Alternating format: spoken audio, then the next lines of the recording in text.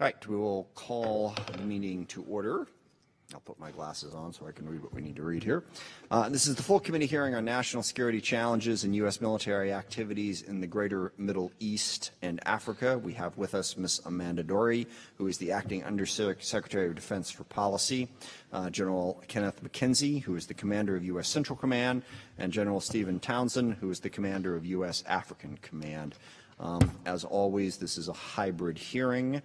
So I will read the instructions for how to conduct a hybrid hearing so we are all on the same page. Members who are joining remotely must be visible on screen for the purpose of identity verification, establishing and maintaining a quorum, participating in the proceeding, and voting. Those members must continue to use the software platform's function while in attendance unless they experience connectivity issues or other technical problems that render them unable to participate on camera. If a member experiences technical difficulties, they should contact the committee staff for assistance. Video of members' participation will be broadcast in the room and via the television internet feeds. Members participating remotely must seek recognition verbally, and they are asked to mute their microphones when they are not speaking. Members who are participating remotely are reminded to keep the software platform video function on the entire time they attend the proceeding. Members may leave and rejoin the proceeding, but if members depart for a short while for reasons other than joining a different proceeding, they should leave the video function on. If members will be absent for a significant period or depart to join a different proceeding, they should exit the software platform entirely and then rejoin it if they return. Members may use the software platform's chat feature to communicate with staff regarding technical or logistical support issues only. Finally, I have designated the committee staff member to, if necessary, mute unrecognized members' microphones to cancel any inadvertent background noise that may disrupt the proceeding. Thank you. As mentioned, we are here today to hear from our Central Command and African Command commanders, and there is, to put it mildly, a lot going on in both of your areas of responsibility, and we look forward to getting an update on those challenges. Certainly the counterterrorism challenge has been central for a very long time in the region as we've dealt with ISIS in the Middle East, between Iraq and Syria and elsewhere, and then various affiliates of many different groups, including ISIS and Al-Qaeda, throughout Africa. I think educating members on exactly what's going on with the fights there will be very important because some of that is not on the front pages. But I know, for instance, what's going on in the Sahel and West Africa is very concerning. We are working with our partners in the European Command, with our partners in Europe who have interests there as well. I'm very interested to hear how that is going and what we can do to be supportive of that. But also, as is previewed by the slides that General Townsend has passed out for us, both of these areas of responsibility are also part of the larger great power competition. I think that it's very important to understand that both Russia and China are particularly active in Africa, also obviously active in the Middle East. How does our military play a role in those parts of the world with dealing with the great power competition that we're facing from both China and Russia? We'll be very, very interested to hear that. And then, of course, there is the big issue of the moment, and that is the President's decision to withdraw our troops from Afghanistan and NATO's corresponding decision to also withdraw their troops by September. I think this is the right decision.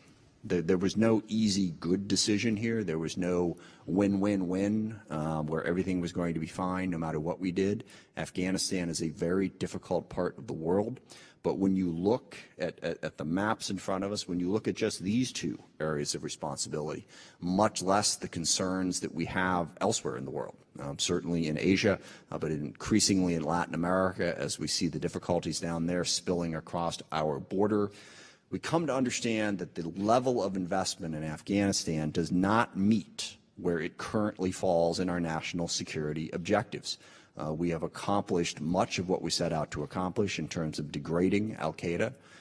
Certainly, we killed Osama bin Laden, and we have significantly reduced the ability of terrorist groups to operate out of that region. And at between $14 and $20 billion a year, I don't think that investment is justified at this point. I think the President made the right decision in terms of what our current defense priorities are. That is not to say that we're going to cease to have interests in the Afghanistan region. We will. But there are other better ways to meet those interests that are more cost effective. And the final point I would make on this is, we've been a bit of a lull in terms of U.S. casualties over the course of the last year. since the preliminary, well, peace agreement is an overstatement, but the preliminary understanding was reached with the Taliban, whereby they have not been attacking us. As we know, that expires on May 1st. And at some point after that, we would be back into a hot war, and we would once again be losing U.S. service members' lives in Afghanistan. Given the commitment and given where we're at and our national security needs, I think the President made the right call. The risk of staying outweighs the benefit at this point, but we will want to hear the details from General McKenzie and Ms. Dory on how we plan to execute that, what the risks are, and how we're going to mitigate those risks. With that, I just want to thank our witnesses again for being here, for their service, and I will turn it over to Mr. Rogers for his opening statement. Thank you, Mr. Chairman. I want to welcome our witnesses and express my appreciation for their service and their time to prepare for this hearing. In both Africom and Centcom, we've made progress in combating terrorists, but they're not completely gone. Adding to the problem, many groups have spread out, making them more difficult to locate. General Townsend, as we discussed last week, maintaining pressure on these terrorist networks remains vitally important. But spending in Africom comprises only 0.3% of our defense budget. Spreading those resources even further is the increased presence of Russia and China on the continent. Russia is entering into a disturbing number of arms sales and strategic agreements with African nations. China is using its Belt and Road Initiative to extract African national resources. The Chinese Communist Party is also building its first overseas military base on the strategically important Horn of Africa. Alarmingly, it's only a few miles away from our own base. Given the increased role of China and Russia are playing in Africa and its geostrategic importance, it's imperative that we continue to make investments there. I look forward to hearing from General Townsend about how we can maximize diplomatic and military efforts to eliminate terrorist footholds and counter Russia and China's global ambitions in Africa. In Centcom, General McKenzie is facing tremendous challenges from hardened terrorists and nations bent on our destruction. President Biden's decision to unconditionally withdraw all forces by September 11, 2021 will only complicate matters. I'm very concerned that the Taliban will overrun the democratically elected government soon after we withdraw. When that happens, what assurance do we have that Afghanistan will not become another breeding ground for terrorists? I've yet to hear how the President intends to conduct counterterrorism operations without any U.S. troops in the region. There had better be a plan for that, and I expect the administration to explain it to us as soon as possible. I'm also very concerned with the ongoing destabilizing actions of Iran. The Ayatollah continues to fund and equip terrorists targeting American troops. His cronies are prolonging a civil war and humanitarian crisis in Syria. And his regime is aggressively pursuing nuclear weapons. We absolutely cannot allow that to happen. And I'm not convinced that re-entering the JCPOA will stop them. I look forward to hearing more about the administration's plan for ending the Ayatollah's quest for nuclear weapons and how they intend to deal with the rest of the regime's destabilizing actions. Finally, I want to express my deep frustration with the defense budget proposed by President Biden. Cutting defense spending below the rate of inflation will mean combatant commanders like General Townsend and General McKenzie will not have the resources and capabilities they need to do their jobs. I look forward to working with both Republicans and Democrats on this committee to pass a defense budget that adequately supports our servicemen and women. Thank you, Mr. Chairman. I yield back. Thank you. Ms. Dory, you're recognized for your opening statement. Thank you, Chairman Smith, Ranking Member Rogers. Can you hear me okay? I believe so, yes. Okay, very good. Thank you. And distinguished members of the committee, I appreciate the opportunity to testify on our defense policy in the U.S. Africa Command and U.S. Central Command areas of responsibility alongside their commanders, General McKenzie and General Townsend today. I'd also like to express my appreciation for the strong support Congress provides the Department of Defense. As a career civilian in the Office of the Secretary of Defense, I've seen firsthand how the executive and legislative branches work together to ensure our armed forces have the resources and authorities required to deter and, if necessary, defeat any foe. Secretary Austin has emphasized the need to match resources to strategy, strategy to policy, and policy to the will of the American people.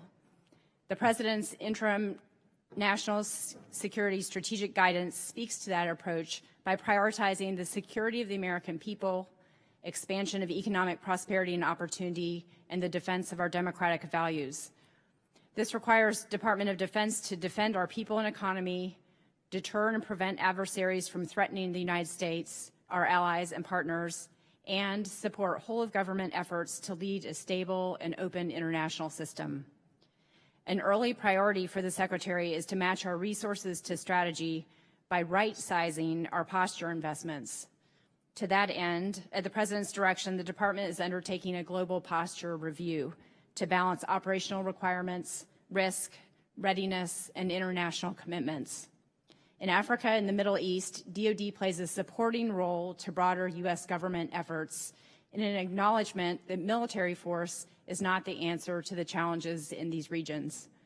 Our policy objective is to increase stability and secure our interests by working by, with, and through our reinvigorated networks of allies and partners.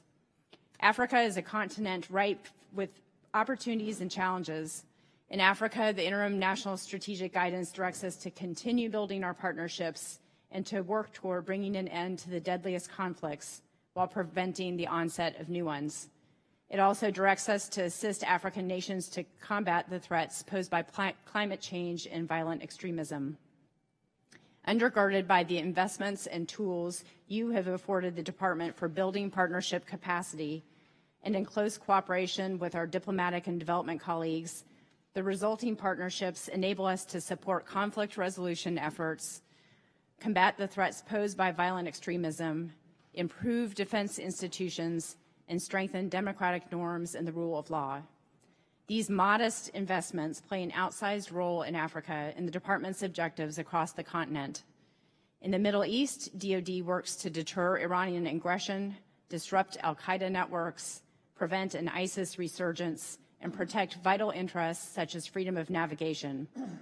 We've made progress toward achieving the enduring defeat of ISIS and transitioned the focus of Operation Inherent Resolve to advising, equipping, and assisting partner forces to enable them to manage the ISIS threat independently. The State Department is leading diplomatic efforts to bring Iran's nuclear program back into compliance with the Joint Comprehensive Plan of Action, while DoD focuses on deterring and defending against Iranian threats. In Yemen, we ended support to Saudi-led offensive operations, but continue to demonstrate our commitment to the defense of Saudi Arabia by providing limited non-combat support to help our partners defend their territory from Houthi attacks. In Afghanistan, our mission has been preventing terrorist groups from using the country to threaten the interests and security of the United States, our allies, and partners. After 2 decades of U.S. and NATO military involvement in Afghanistan, we have accomplished that mission, and President Biden has decided to draw down the remaining U.S. troops from Afghanistan. In closing, I'm confident in the Department's capacity to contend with the range of dynamic challenges facing the United States and Africa and in the Middle East. We retain many advantages, including our economic power, dynamism, democratic values, military capabilities, and global alliances. Thank you to the members of the committee for your continued support.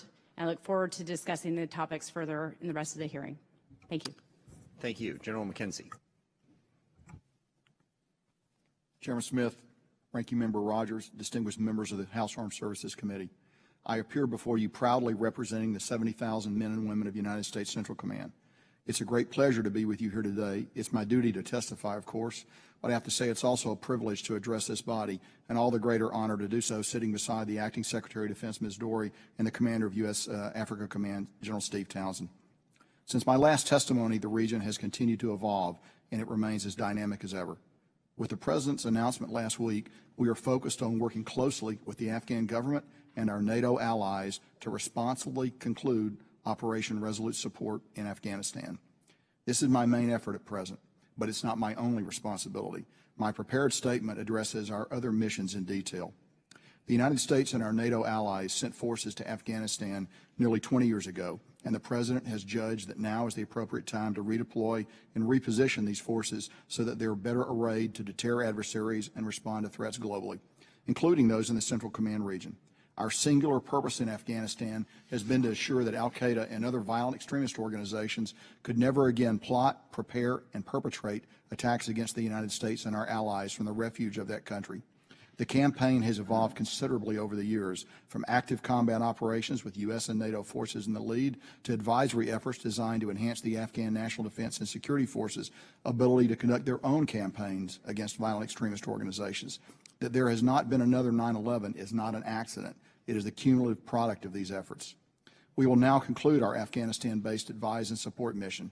We are further planning now for continued counterterrorism operations from within the region, ensuring that the violent extremist organizations fighting for their existence in the hinterlands of Afghanistan remain under persistent surveillance and pressure. Ever since 12 September 2001, when our allies invoked Article 5 of the North Atlantic Treaty, we have done everything in Afghanistan within a partnership framework, and that will not change in the months ahead. We are planning collaboratively with our interagency and international partners and will take all measures to ensure the safe and orderly withdrawal of all of our forces and those of our partners from Afghanistan. This includes positioning significant combat power to guard against the possibility that the Taliban decide to interfere in any way with our orderly redeployment. I'd now like to briefly summarize some other challenges in the region. While Iran has itself avoided state-on-state attacks on U.S. forces since last January's strikes on the Al-Assad and Erbil air bases, it continues to menace regional partners and the free flow of commerce through the use of proxies and the proliferation of armed, unmanned aerial systems and other munitions. Its pursuit of regional hegemony remains the greatest source of instability across the Middle East. In Iraq and Syria, the campaign to eliminate the threat posed by ISIS has entered a new phase. In Iraq, we are engaged in a strategic dialogue with the Iraqi government to determine the nature of our security relationship. ISIS' so-called physical caliphate is no more, but its toxic ideology lives on. The problem is especially acute in communities ravaged by conflict and at sprawling camps for displaced persons, where ISIS preys upon vulnerable populations. What has accelerated in the last year is the influence of China and Russia, which each in their own way are attempting to subvert the rules-based international order and to gain strategic influence in the Middle East. China's activity in the region takes the form of economic investment, arms sales, and other overtures. Russia has made an 18th century power play in Syria, propping up the murderous Assad regime. The Middle East remains key terrain, and I believe China and Russia will continue to expand their efforts to improve their position in the region and diminish U.S. standing wherever possible. The Centcom area of responsibility is the most cyber-contested theater in the world. It is also the proving ground for the proliferation and employment of unmanned weaponized systems, many emanating from Iran. This difficult and complex operational environment provides units inside Centcom opportunities to operate and to conduct realistic training within an environment that exists nowhere else in the world. I can state as a matter of fact that the units and ships assigned to Centcom are as ready as any in the joint force. The weeks and months ahead will see us execute a very complicated and demanding military operation to withdraw U.S. and NATO forces from Afghanistan. This is presently the main effort of my command, and we have the tools necessary to accomplish the task. With that, I look forward to answering your questions. Thank you, sir. Thank you very much. General Townsend. Chairman Smith, Ranking Member Rogers, and members of the committee, good morning, and thank you for the opportunity to appear here today. It's a privilege to represent America's exceptional men and women at U.S. Africa Command, who are dedicated to securing U.S. interests and preserving our strategic options on the African continent. This morning, I'm accompanied by one of my key staff advisors, Air Force Colonel Jacqueline Breeden. I'm also here this morning with my colleagues and friends, Ms. Amanda Dory, our Acting Undersecretary of Defense for Policy, and General Frank McKenzie, the CENTCOM Commander, to discuss our shared challenges and opportunities in our areas of responsibility and the high return the American people get for their defense investments around the globe. Historically, America has not been penalized for underestimating the importance of Africa. Today, we can no longer afford to underestimate the economic opportunity and strategic consequence Africa embodies, and which competitors like China and Russia recognize. Africa is the crossroads of the globe.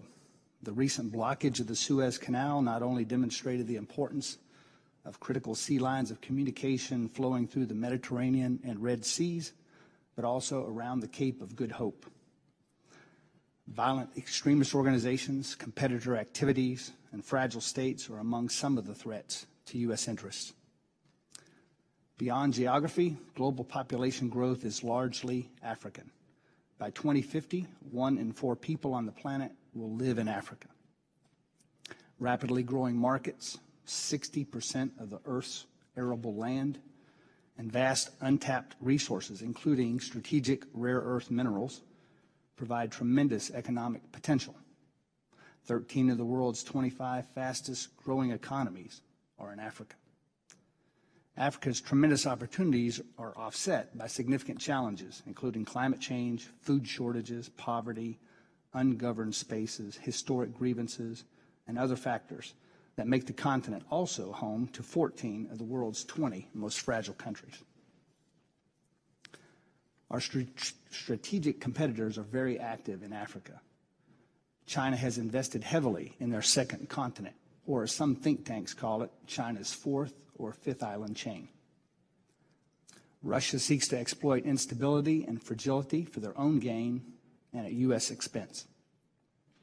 Iran is also increasingly active on the continent.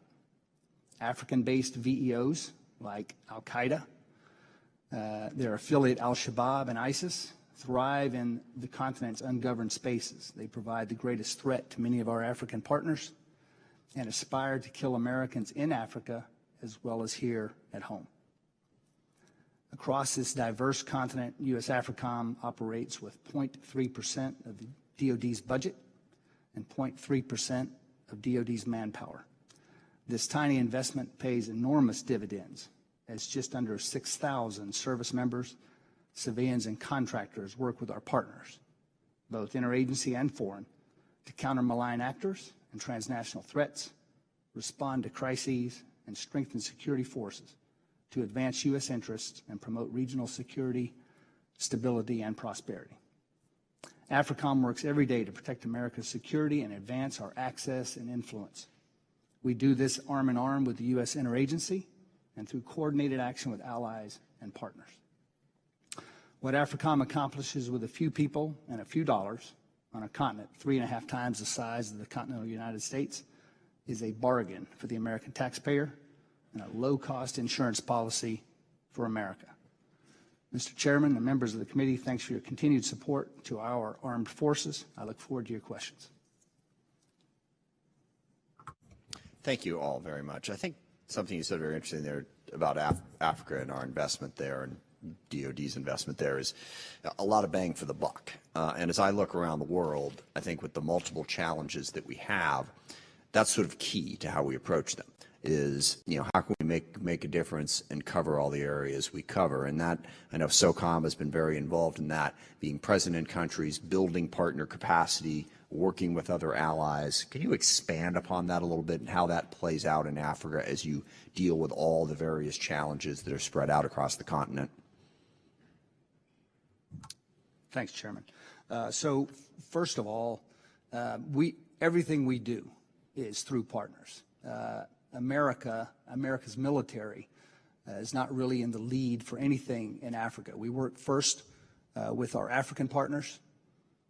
We work secondarily through other partners like Europeans, notably in West Africa, the French, for example, but many countries, actually. So everything we do, and our interagency partners, of course. So everything we do is through partners. You mentioned, Chairman, U.S. Special Operations Command. A lot of the troops who have boots on the ground in Africa are U.S. Special Operating Forces. Not all of them. There are plenty of general purpose forces there as well. So we don't try to be all things to all people. We try to focus our efforts in priority areas. There are 53 countries in my area of operation. We don't try to win in all 53 countries, but we do try to focus our efforts where it matters the most for America's security. And now I'll ask you a question that's probably impossible to answer at this point, but I'm curious what you think. As we pull out of Afghanistan, I mean, the budget in Afghanistan last year was $14 billion, 3,500 troops. A lot of what we've been doing has been about the rotations that are involved in sending our forces into Afghanistan. With that extra money and those extra forces, have you guys, within the Pentagon started to think about how do we then distribute them? Do we bring them all home? Are there places in Africa or elsewhere where you could shore up your efforts? How do you see a benefit coming from, reducing that expenditure by that amount? And General McKenzie, it's your AOR as starting point. So I'd be curious what your thoughts are. And I know this is probably early on, but curious where you see that going.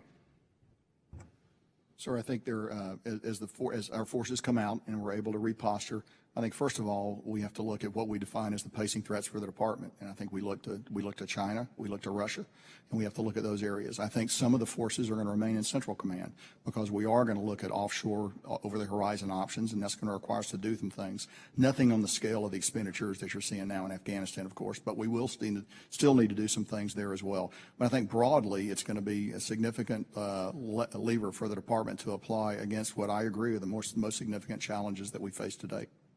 Thank you. I appreciate that. With that, I will recognize Mr. Wilson, who I believe is with us virtually. Thank you, Mr. Chairman, and thank our witnesses for being here today. And I'm really grateful, General McKenzie. A question: I believe the U.S.-Israel relationship is of paramount importance to U.S. foreign policy. Given that Israel has now been moved under the purview of Centcom, I want to ensure that our cooperation with Israel continues to be a priority. In moving Israel to Centcom, it's important that we don't undermine the cooperation Israel has in Europe, particularly with NATO. The question would be, how are we ensuring this move does not undermine agreements and understandings that currently exist? So that's a great question about Israel. So today, Israel does most of its operational business with U.S. Central Command. Their threats typically emanate from the east. Nonetheless, they have broad, enduring cultural and other ties to the Europeans and to NATO. So as part of direction I've been received from the Secretary of Defense, over the next several months, we will work a careful plan to integrate Israel into the Central Command AOR while preserving their unique nature and their unique ties back into Western Europe. So we think we have a good plan to do that. But in many ways, the movement into the Central Command AOR simply reflects an operational fact that's been in existence for some time. We work closely with them every day. Now we'll have not a divided responsibility for it, but rather a single responsibility for it. But I would tell you that I will still be in very close touch with General Todd Walters and U.S. European Command as we go forward. And I think that is an important relationship, as you note. But also it's going to be important for Israel to have the opportunity to develop normalized relationships with Arab nations. And that's one of the key things that will accrue from having them in the Central Command AOR. Well, thank you very much, and I appreciate that assurance to our friends of Israel. Secretary Dory, the U.S. Defensive Expeditionary Operations are enabled by a network of American bases and facilities hosted in allied and partner countries, particularly in Afghanistan. Presuming that the withdrawal of all forces results in the loss of control of Bagram and Kandahar air bases, how does that complicate our ability to re-enter Afghanistan to combat resurgent terrorist groups as we had to do in Iraq? What number of U.S. forces will be required to re-enter Afghanistan without control of existing infrastructure? The attacks of 9/11 by Osama bin Laden were from a cave in Afghanistan in 2001. What assurance does the President have that future attacks will not come from caves of Afghanistan against the American public? Congressman, thank you for the question about what our future posture will look like with respect to Afghanistan following the forced drawdown. What I can say at this point is that work is underway to adapt to the adjusting security environment and consider how to continue to apply pressure with respect to potential CT threats emanating from Afghanistan. So looking throughout the region in terms of over-the-horizon opportunities. Of course, the surveillance intelligence component of that is fundamental to ensuring the type of scenario that you just laid out would not persist in the future with respect to individuals in caves who would threaten the U.S. homeland. What I can say from the decision process that the President led with his national security team is that there was consideration of a range of scenarios for the future of Afghanistan and our ability to continue to apply pressure, but the commitment is that there will not be threats emanating from Afghanistan against the U.S. homeland looking ahead into the future.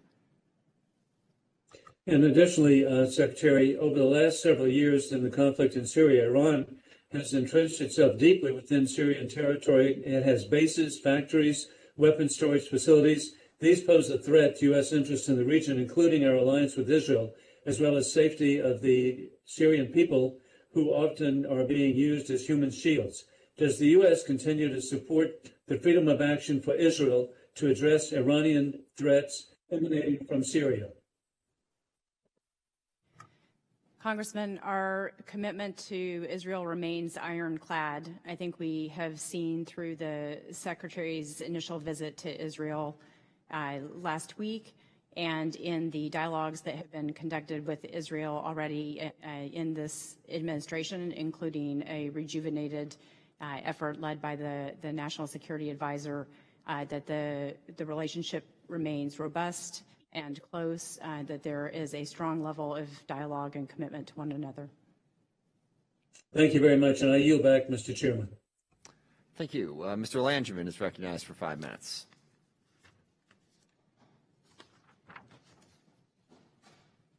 Very good. Do you hear me okay, Mr. Chairman?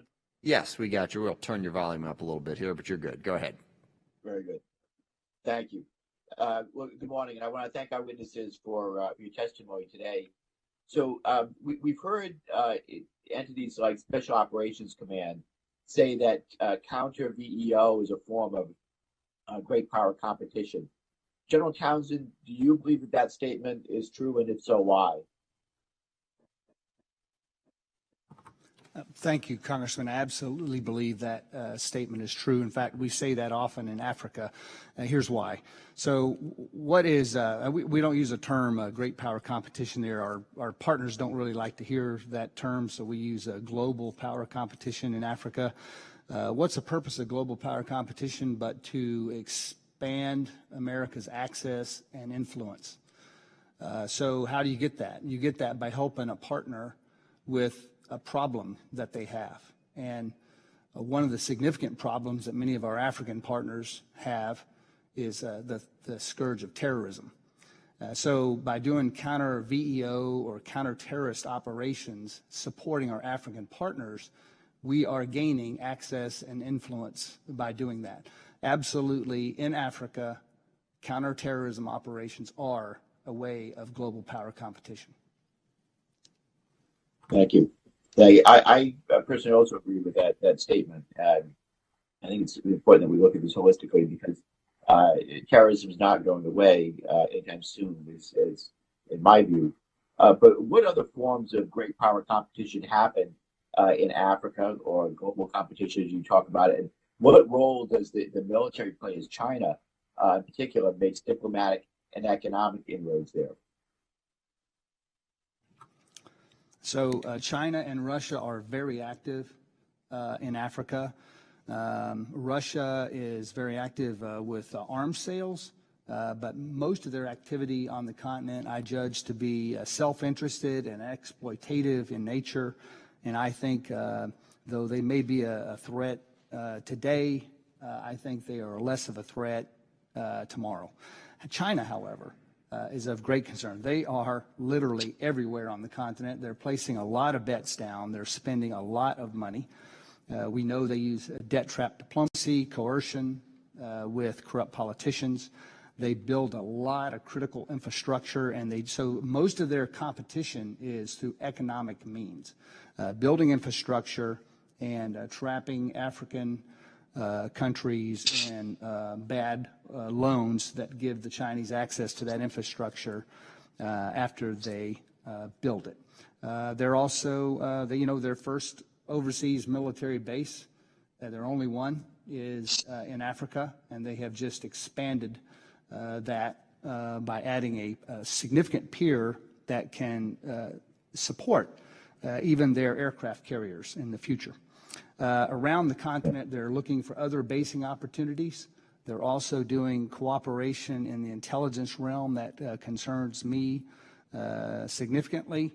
I would say that they have offered training and arms sales Frequently, that winds up working out okay for us because their quality of their equipment that they sell frequently is inferior, and the Africans wind up being disappointed with both the equipment they get from China and the training they get from China. But China is a learning organization, and they're the concern for the future. Thank you, General. Let me turn to General McKenzie, if I could.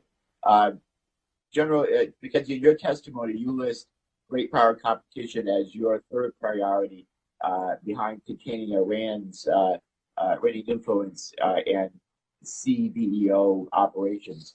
What does great power competition look like in your AOR, and what is your time frame for shifting your priorities to great power competition? Sir, so we see with Russia disruptive activities.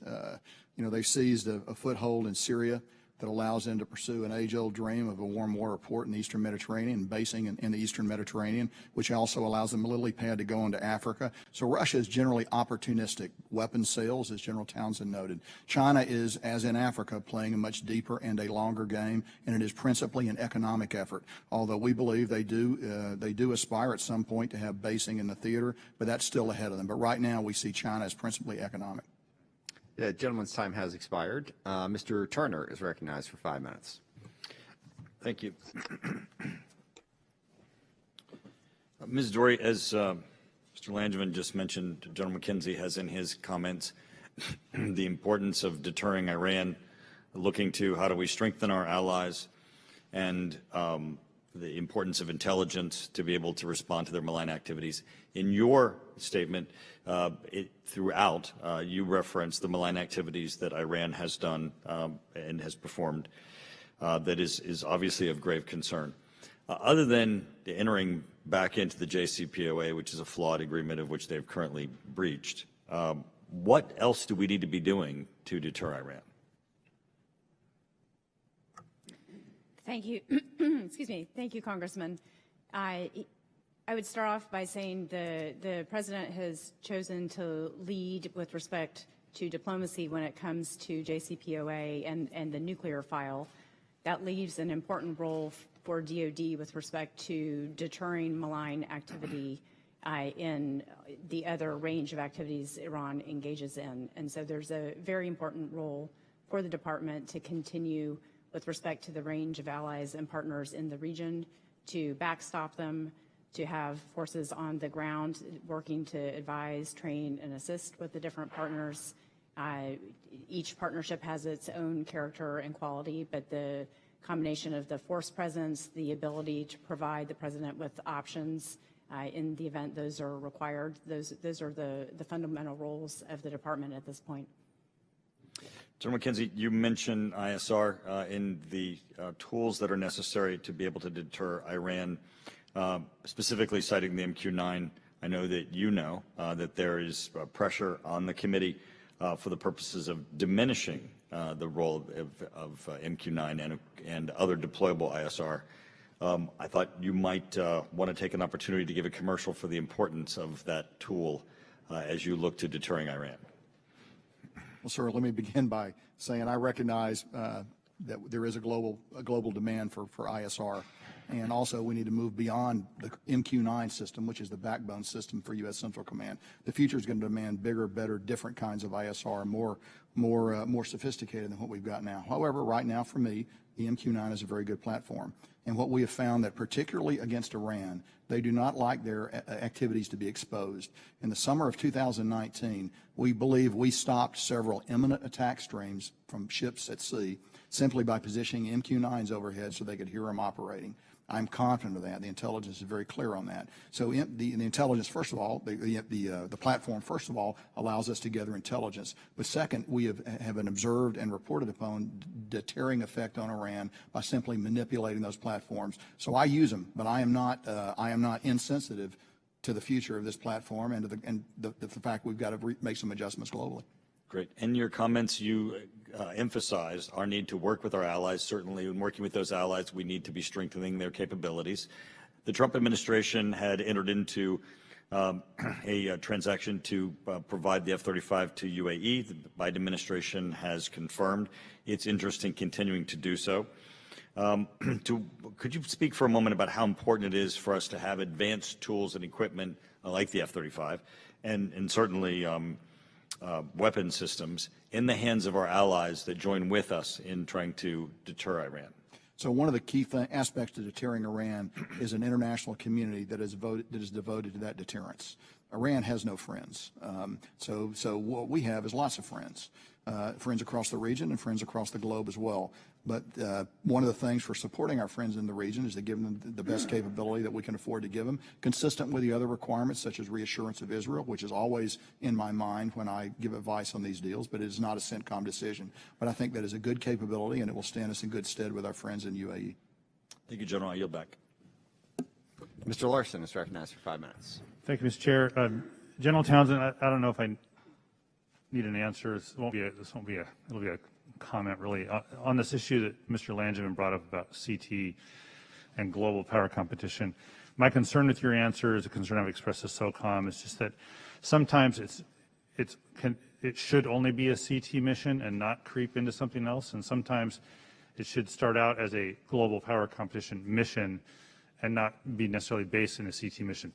That may not be the case for everywhere on the continent of Africa for you, but I guess I do have a question. Do you have an example where a SOCOM mission that's operating under AFRICOM is just a global power competition mission? Yes, Congressman. I'd prefer to discuss that in the yes or no is fine with me, and they said yes, and I appreciate that. I just want to make the point that sometimes they're related and sometimes they're not, and I don't want to keep hearing CT is GPC because it sounds like an excuse to keep CT all the time, and sometimes it's not appropriate, and sometimes it is. And I'm trying to get SOCOM to think through this a little bit more than I think I'm getting the impression that they are. So, but I've been clear to the SOCOM folks about that as well. So, staying on the continent, actually specific countries. And Secretary Dory, 20 years ago, it was all Afghanistan all the time when I got here. Just in the last 3 weeks, I wouldn't have heard this 20 years ago. I've heard from Ugandan constituents. Their country of origin is Uganda. I've heard from constituents from Tigray. I think I got that pronounced correctly, and I don't want to be disrespectful, about the respective problems in those countries. Wouldn't have heard that 20 years ago. My district's changing. The country's changing. We are a nation of immigrants and new immigrants. So can you, on those two areas, can you give this committee or give me an update, something I can tell my constituents who are both concerned about the elections in Uganda and my other constituents who are concerned about how their families are being treated in northern Ethiopia? Thank you, Congressman. In that period of time, I previously served as the Deputy Assistant Secretary for Africa. So for some of us, those were areas we were working, kind of even before the recent renaissance, if you will. In terms of Uganda, what I would say there is the U.S. government is very concerned at this point in terms of the quality or lack thereof of the election, the repression against the other candidates who contested the election, and the actions of the security services in Uganda in terms of repressing participation by citizens and their concerns in governance. So messages in particular via the State Department are robust with respect to our concerns. We do recognize the positive role that Uganda has played with respect to the AMISOM mission in Somalia over many, many years on the one hand, but that does not counterbalance the concerns in terms of the repression that's underway in Uganda proper. Similarly, with respect to Ethiopia and Tigray, intense concerns on the part of the U.S. government with respect to the conflict underway there, and concerns that it's fundamental to have a negotiated settlement to the conflict at this point. You have participation by regional players in addition to the different groups within Ethiopia, and the way forward is through dialogue, and that's something that our embassy on the ground and the State Department are leaning into robustly. Thank you. General Townsend, back to you. Can you comment on Mozambique and in the last 45 seconds, how you assess what's happening in northern Mozambique, and what does that mean for decisions and advice you're providing to the department? Over the last 2 years, ISIS Mozambique has been an increasing threat in northern Mozambique in the Cabo Delgado province. As you saw a couple of weeks ago, they launched a 7 to 10 day siege on the town of Palma. It's not clear to me if they're actually more than just local groups flying an ISIS flag of convenience, but ISIS core has claimed them as their own. My view is that the African partners need to do more, and European partners need to do more before the United States does more there. Okay, thank you. Thank you. Ranking member is recognized. Thank you, Mr. Chairman. General McKenzie, in your 2020 posture statement, you noted that without sustained pressure levied against it, ISIS had the potential to reconstitute in Iraq and Syria. I'm interested in your thoughts in your 2021 posture statement about that, as well as ISIS blossoming under a Taliban-controlled Afghanistan after we leave. Sir, in Iraq and Syria, we have completed the physical destruction of what was the so-called ISIS caliphate. ISIS remnants still remain in Syria and some in Iraq as well. They find it difficult, if not impossible, to hold ground. They can still conduct small-scale terror attacks, and they do that. But largely in Iraq and Syria, in Iraq, the Iraqi security forces are generally able to handle that problem. We are not patrolling with the Iraqis on the ground. The Iraqis are doing it. Now, we provide them enabling support. We provide them high-level advice and assist. But generally, the Iraqis are doing that themselves. In Syria, sort of the same thing. Our SDF partners there are conducting those operations with our back in the rear advice and support for them. So those operations are continuing. Now, the future in Iraq and Syria is not going to be bloodless. ISIS is not going to go away. It's going to remain. But our objective there is to enable local security forces that we have trained and enabled to be able to handle the problem at a local level without significant external assistance from either us or our European allies. The other component of that is you want to prevent those elements from being able to develop global connective tissue to reach out to other entities. And that is not only a physical fight on the ground there, but also a fight in cyber, and we conduct it in all those domains. So that's the way I read the picture right now. Continued pressure is still necessary. The trends are moving the right way, and the strategic dialogue with our Iraqi partners is just one example of that moving forward.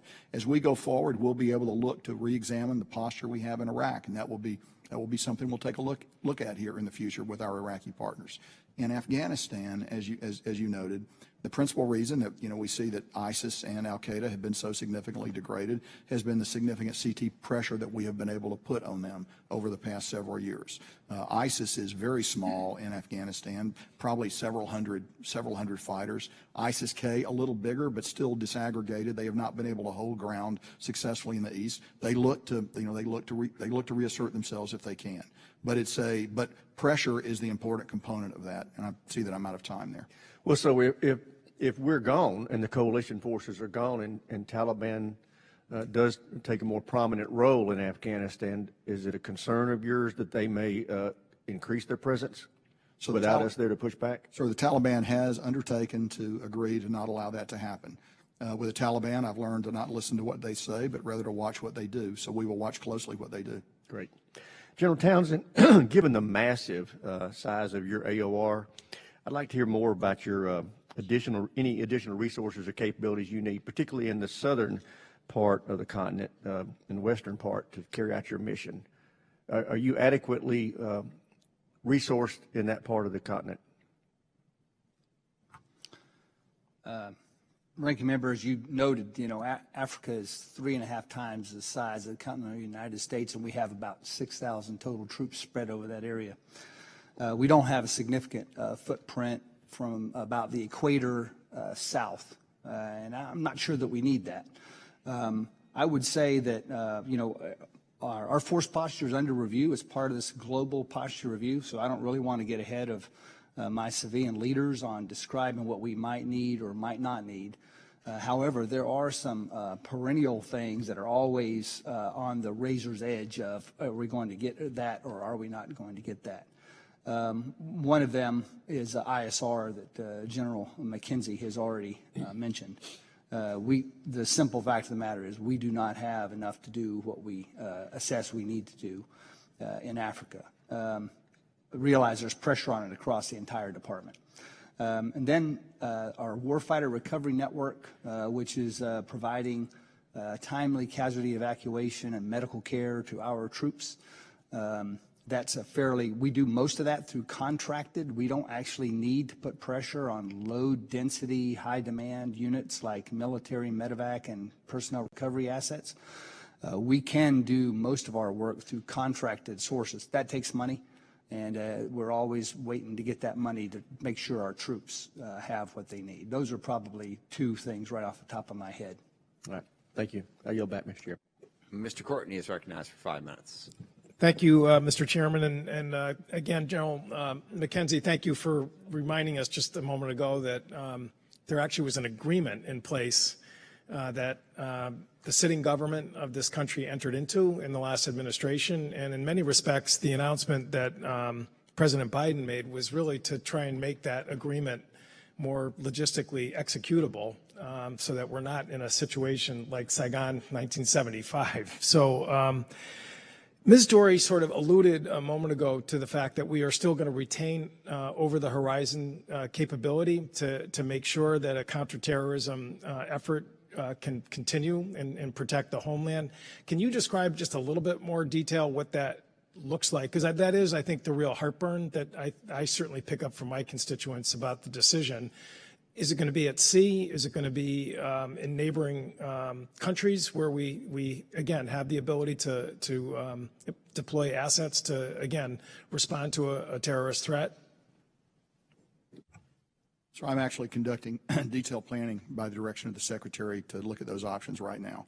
And I will report back to him by the end of the month with some alternatives.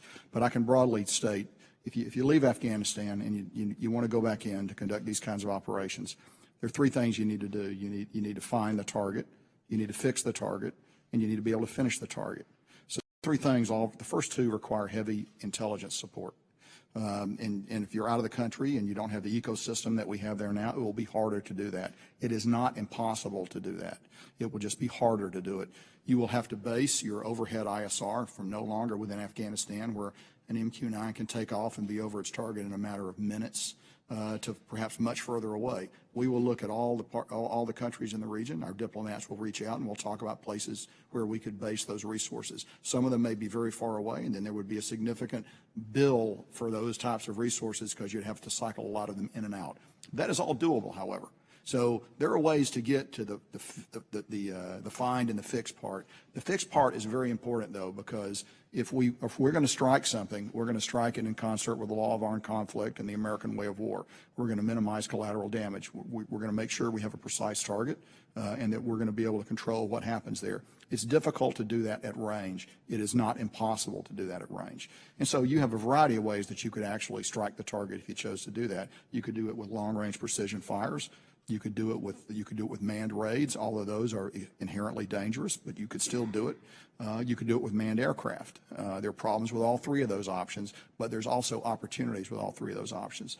So I don't want to make light of it. I don't want to put on rose-colored glasses and say it's going to be easy to do. I can tell you that the U.S. military can do just about anything, and we're examining this problem with all of our resources right now to find a way to do it in the most intelligent, risk-free manner that we can.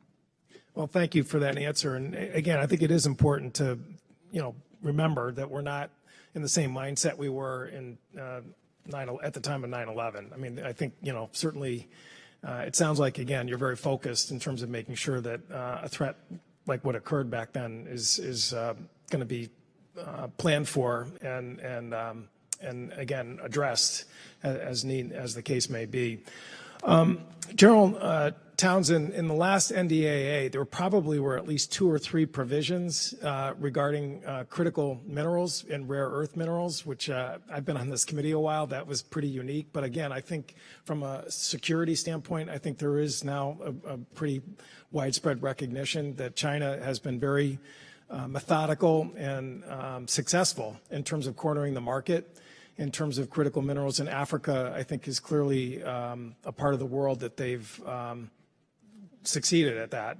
Again, your map on economic activity, I realize, was kind of a global view, but is that something that Africom is watching and at least being able to help, at least, if nothing else, educate us back here about the fact that, we've got to pay attention to this because they have a stranglehold, let's face it, in terms of things like antimony and cobalt, lithium, all of these minerals that go into everything from our cell phones to platforms that we need for our national defense. Congressman, you said it great. So the Russians are looking, to me, they're looking at exploiting and short-term gain. The Chinese have a much longer-term view that's more concerning to me. And so they are not only mining rare earth minerals in Africa for their own use, they are cornering the market on these concerns in Africa to have them under control for a rainy day in the future.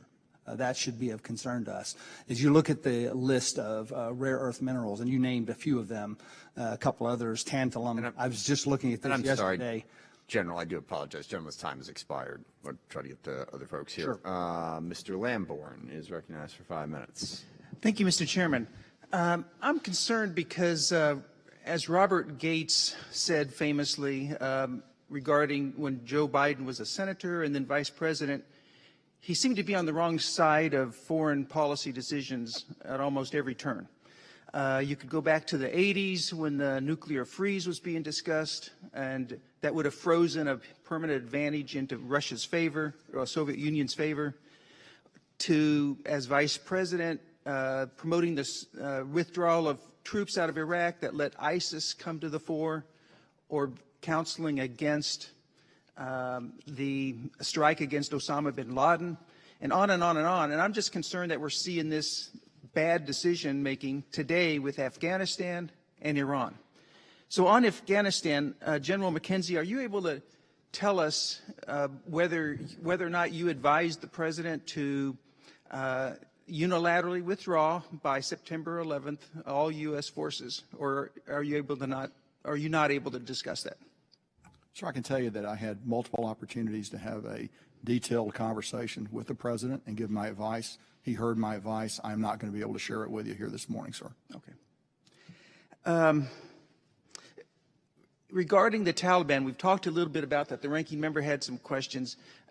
Are they a reliable partner in negotiations? I have grave doubts about the Taliban's reliability. I've expressed those publicly going back for a long period of time, but we need to see what they're going to do here. The fact of the matter is, if let's say we leave, if they want any form of future international recognition for Afghanistan, if they want any form of international support, they're going to have to keep to the agreements that they've made. We will be able to observe that and see it very clearly and directly whether or not they're able to do it. Well, I'm happy to hear that we're going to be watching them closely, but my concern is that we've been watching them closely and they've been pretty much uniformly unreliable. Ms. Dory, I'd like to ask you about Iran. Recently, they made the announcement that they were going to upgrade their highly enriched uranium to 60%. And that pretty much goes against everything that we want them to be doing, or peace-loving people in the world want them to be doing. So what is the Biden administration going to do about that? Congressman, I think what we see with that announcement is playing out in terms of the public nature of the announcement is the jockeying for leverage with respect to the negotiations that are underway in Vienna right now. So it's important what is happening in public. It's also important what's happening behind closed doors and whether we're getting closer through the talks that are underway to a resumption of compliance on the part of Iran with the agreement. Would you agree that upgrading their HEU to 60% is unacceptable? Absolutely. And how close does that get them to weapons-grade capable HEU, highly enriched uranium? Congressman, it puts them farther along that path. Kind of 90% level and above is where you would need to be in terms of weapons grade uranium. Well, I've just got a lot of concerns. Like you, General McKenzie, I'm going to be watching closely. I do have one last question for you, General McKenzie, my last minute. And this is a concern I have that where we're not taking advantage of a capability that we have. We have purchased some Iron Dome batteries from Israel. And we know that these are highly capable units shooting down incoming rockets and missiles. Are there places in Centcom where we could be using these Iron Dome batteries? And my understanding is we're not using them at all. I hope I'm wrong on that, but if we're not using them at all, aren't there places where they could be put to good use? So I prefer to talk to that a little more directly in a closed session a little bit later this afternoon. But I would just tell you this: we look globally at the management of our air defense assets. CENTCOM has requirements. There are other places in the world that have requirements as well, and we just need to bear that in mind. And I go in and fight for the resources for CENTCOM, but there are in fact other places in the world that need air defense assets as well. And so I do recognize that. Okay, well, let's continue that discussion later today. Sure. Thank you all for being here, and I yield back, Mr. Chairman. Thank you. Mr. Garamendi is recognized for 5 minutes. Thank you, Mr. Chairman. General McKenzie, is it true that President Trump reduced the number of troops from 10,000 to 2,500 via a tweet last year, and then via another tweet decided that we would leave by early May, all troops out of Afghanistan? Sir, I believe he tweeted it, but my orders came through the chain of command, resultantly from the President to the Secretary, written orders. And in the Department of Defense, we move troops based on execute orders. So he may have tweeted that at the beginning. I'm not exactly aware of the time when he did or didn't do it. But the chain of command, which the President sits at the top of, is what directs us to move forces. Okay. So it was President Trump that said all troops would be out by May of this year? Conditions-based. Conditions-based. Okay. Just a slight clarification there of the way in which we now find ourselves with troops leaving in September. My question is to the countries surrounding Afghanistan. What is your assessment, Ms. Dory first, and then Mr. General McKenzie, about the role of the surrounding countries, Pakistan, India, China, Russia, others? How are they going to respond to the departure of NATO and U.S. troops? Congressman, I think you'll see an array of hedging behaviors as the U.S. and coalition forces begin to depart and as we focus in on a diplomatic first presence in the country. You'll see behaviors in terms of, already we see it with Pakistan, where Pakistan is applying pressure to an extent with respect to the Taliban out of concern for the impact on Pakistan should civil war break out again and refugee flows affect their country. I think that same dynamic is true with the other neighbors as well, where each is looking at the situation now to assess for themselves what are the risks, what are the threats, and how will we posture ourselves going forward? General? So I think Ms. Dory captured it pretty clearly. I think the country that's going to be the most affected, frankly, is going to be Pakistan because of the possibility of unconstrained refugee flow, because of the possibility of renewed terrorist attacks in Pakistan that could ramp up as a result of this. All of those things are certainly very possible. I think we should also, the countries to the north of Afghanistan will also be concerned. Tajikistan, the Kyrgyz Republic, Turkmenistan, Uzbekistan, those countries up there, because they're going to be worried about refugee flow and the flow of fighters perhaps to the north as well. So I think all of them are going to, we'll see what happens when we leave. They'll look at how we posture after we go, and then they'll have to decide, the way they're going to go forward with that. It's going to be, they're going to face some very tough choices, though. So they may or may not be encouraging or engaging in what could be a civil war. You just don't know. I think they will all be keenly aware of the probable. Should a civil war occur, they'll be very aware of the population flow, the violence that will certainly spill over from Afghanistan if that's the case. Thank you. Let's turn to Africa, General Townsend. Climate change, the Sahel. How is climate change likely to affect at least the Sahel area, and if we have time beyond? Well, first of all, I think AFRICOM's role is to support the State Department and USAID in this area of climate change. But we see clear evidence of that on the African continent, and probably you mentioned the Sahel. The biggest issue we see there is water shortages and desertification of the farmland there. And that spreading southward of the Sahara Desert is probably one of our biggest concerns, and that sparks all kinds of conflict between herders and farmers, for example. I think the ways the Department of Defense is looking at a lot of ways. We've been charged by the President and the Secretary of Defense to look at ways we can contribute to helping mitigate the climate change problem. Some of those ways are with unique energy solutions, and those kind of projects are starting to unfold in Africa. Thank you very much. I'll yield back.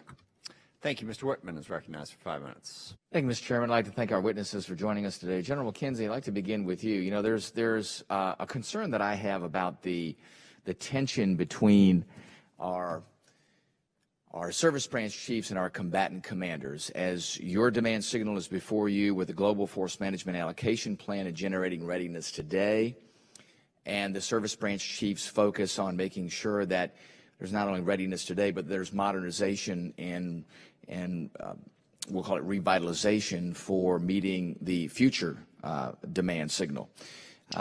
Let me ask to begin here. When we look at the gift map today, and we see in many circumstances the increased number of RFFs, requests for forces, does that reflect that the continuity of what's happening is changing, or is the gift map maybe a little bit outdated and we need to look at that? Give me your perspective on where that dynamic is today from your thoughts. Certainly, sir. Thank you. So my last job before I was the commander of U.S. Central Command, I was the director of the Joint Staff.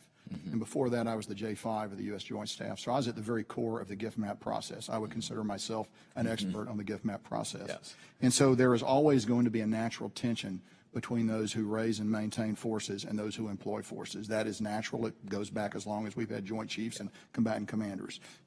So that's just a natural byproduct of that. It is not new, and those tensions are adjudicated by really only one person, and that is the Secretary of Defense. And the process to do that adjudication is actually quite good. Now, the gift map is actually a design for the future. And like any design for the future, it's based on a set of assumptions. The gift map is as good as the assumptions that were made. I would argue that over the last couple of years, the gift map has not completely incorporated the rise of Iran in the White House's thinking and importance. So there were a lot of tensions as a result of that. Should tensions with Iran go down, or should we adopt a new policy? Then you could have a gift map that would be more aligned to that. But again, the key thing is the gift map is simply a plan. Any plan is based on assumptions. If the assumptions change, you have to change the plan. Right. So I am not particularly, when I was the director, I wasn't particularly concerned by it. Now that I'm a COCOM, I'm not particularly concerned by it. I ask what for forces I need based on the tasks I am given. Right. It is the Secretary, advised by the Joint Staff and by his civilian leadership in the department, to determine if they can fix that by either changing the task they've given me, giving me more forces, right, or accepting the risk. And then that's a risk that we all know and understand. So I would argue, frankly, the process works pretty good. We might not like the answers from the process, but it's a pretty good process. Sure. Yeah, that's a constant dynamic, is mitigating risk today versus risk in the future. How much risk do we take today to make sure we mitigate in the future? Unfortunately, it seems like history looks at us in a not so kind way, in that many times we've not estimated well what the future risk is, and we focus too much on what's in front of us today. So hopefully, as we look at what's out there, and I'm glad you mentioned the dynamic element of the environment and how we're looking at that future versus today in generation of force and readiness. So, sure. Thanks. General Townsend, let me point to you. I know that in your AOR, you see that Russia is looking to increase influence there. You see their effort in the agreement with Sudan for essentially putting a naval base there for the next 25 years. My concern is again, you see the Chinese presence in Djibouti, now you see Russian presence in Sudan, you see them trying to expand their influence in those areas. Are there concern that this development or this placement of hardware there could go to other areas? Could it go to areas like South Sudan and areas in the Tigray region of Ethiopia? Are we going to see an expansion of Russian influence in that area? What are your perspectives in what we see with Russian activity? Thanks, Congressman. I am concerned about what Russia is doing on the continent. First, their influence in Libya. That seems to be maybe trending in a positive direction. Next concern I have, as you just pointed out, is Sudan and their efforts to in place a naval base there. That project has been a little fraught with some friction for them, but they seem to be trying to push that forward. First of all, I would say that there are two types of naval bases. So here I am, an Army infantryman, talking about naval bases, but my naval component commander has educated me a little bit. There's two types. The one type where you can stop and get gas and groceries. That's useful for port calls and steaming around the world, but for war, you need a militarily useful naval base and the ability to rearm and repair ships. So it's not clear to me that they're just on the ground stages of trying to get an agreement solidified to get. So we got some time to work this. I am concerned about what they're doing, and you mentioned that they connect all the way. The Russian activity connects all the way to the Central African Republic. Gentleman's time has expired. My bad. Mr. Brown is recognized. Thank you very much, Mr. Chairman. Is that my echo? You're good. Mr. Chairman, can you come back to me and maybe tech can help me with this? No. Am I okay? We're hearing you just fine. Are you hearing an echo? Yeah, I'm hearing an echo. Are you? No, we got you loud and clear. We're okay. Okay. Could I just ask then that my clock be reset to 5 minutes? Absolutely. Thank you, Mr. Chairman. We'll reset and start now. Go ahead. Thank you. I appreciate it. And thank you to our panelists. General Townsend, a question for you. Acting Deputy Assistant Secretary of Defense for Africa Affairs, Mr. Myers recently said that U.S. engagement with the nations of the continent is crucial for peace, democracy, and development. Could you describe what additional security resources, military assistance, and capabilities that you need to mitigate the risks and support the various diplomatic, disaster assistance, and humanitarian efforts across the continent? Thanks, Congressman. I would like to defer my answer about forces as we are engaging in this global posture review, and I haven't presented our plans yet or recommendations yet to the Secretary of Defense about forces. But other capabilities I'd like to address, those are foreign military sales, foreign military financing, Section 333 support. I met those types of security assistance are absolutely vital to our ability to get our mission accomplished in Africa. And AFRICOM has seen significant reductions in those types of security assistance over the last couple of years. And one of them I met is of a great concern, but also 333 funding. So it's those types of things that I am willing to talk about now, short of actually talking about forces. Over. Thank you. Can you describe how terrorist and extremist activity interferes with the humanitarian missions and how it stalls economic development across the continent? I witnessed that on a CODEL. I spoke with representatives from USAID and the embassy. They said they just can't do their work in a secure enough environment because of terrorist and extremist activities. Can you share a little bit, put a little bit of meat on that bone? Sure, Congressman. Thank you. So there's a symbiotic relationship between those 3 Ds, diplomacy, development, and defense. And one of the ways we assist those 2 other Ds in getting their work done is providing a secure environment. So our work with the security forces of an African country is critical to allowing USAID do development work and the Department of State do their diplomatic work. And that symbiotic relationship is very evident in Africa, and because of the generally, in security and status of the security environment there, the Department of Defense's assistance is regularly needed. Over. Thank you. And just in what little time we have left for General McKenzie and General Townsend, if you could take 30 seconds or so each, can you please describe the programs and initiatives within your command that you use to foster a culture of inclusion, diversity, and equity within our ranks in your command? General McKenzie? Yeah. Go ahead, Frank. Hey, sir. So there are a variety of programs, but I would say what is absolutely most important is what leaders do.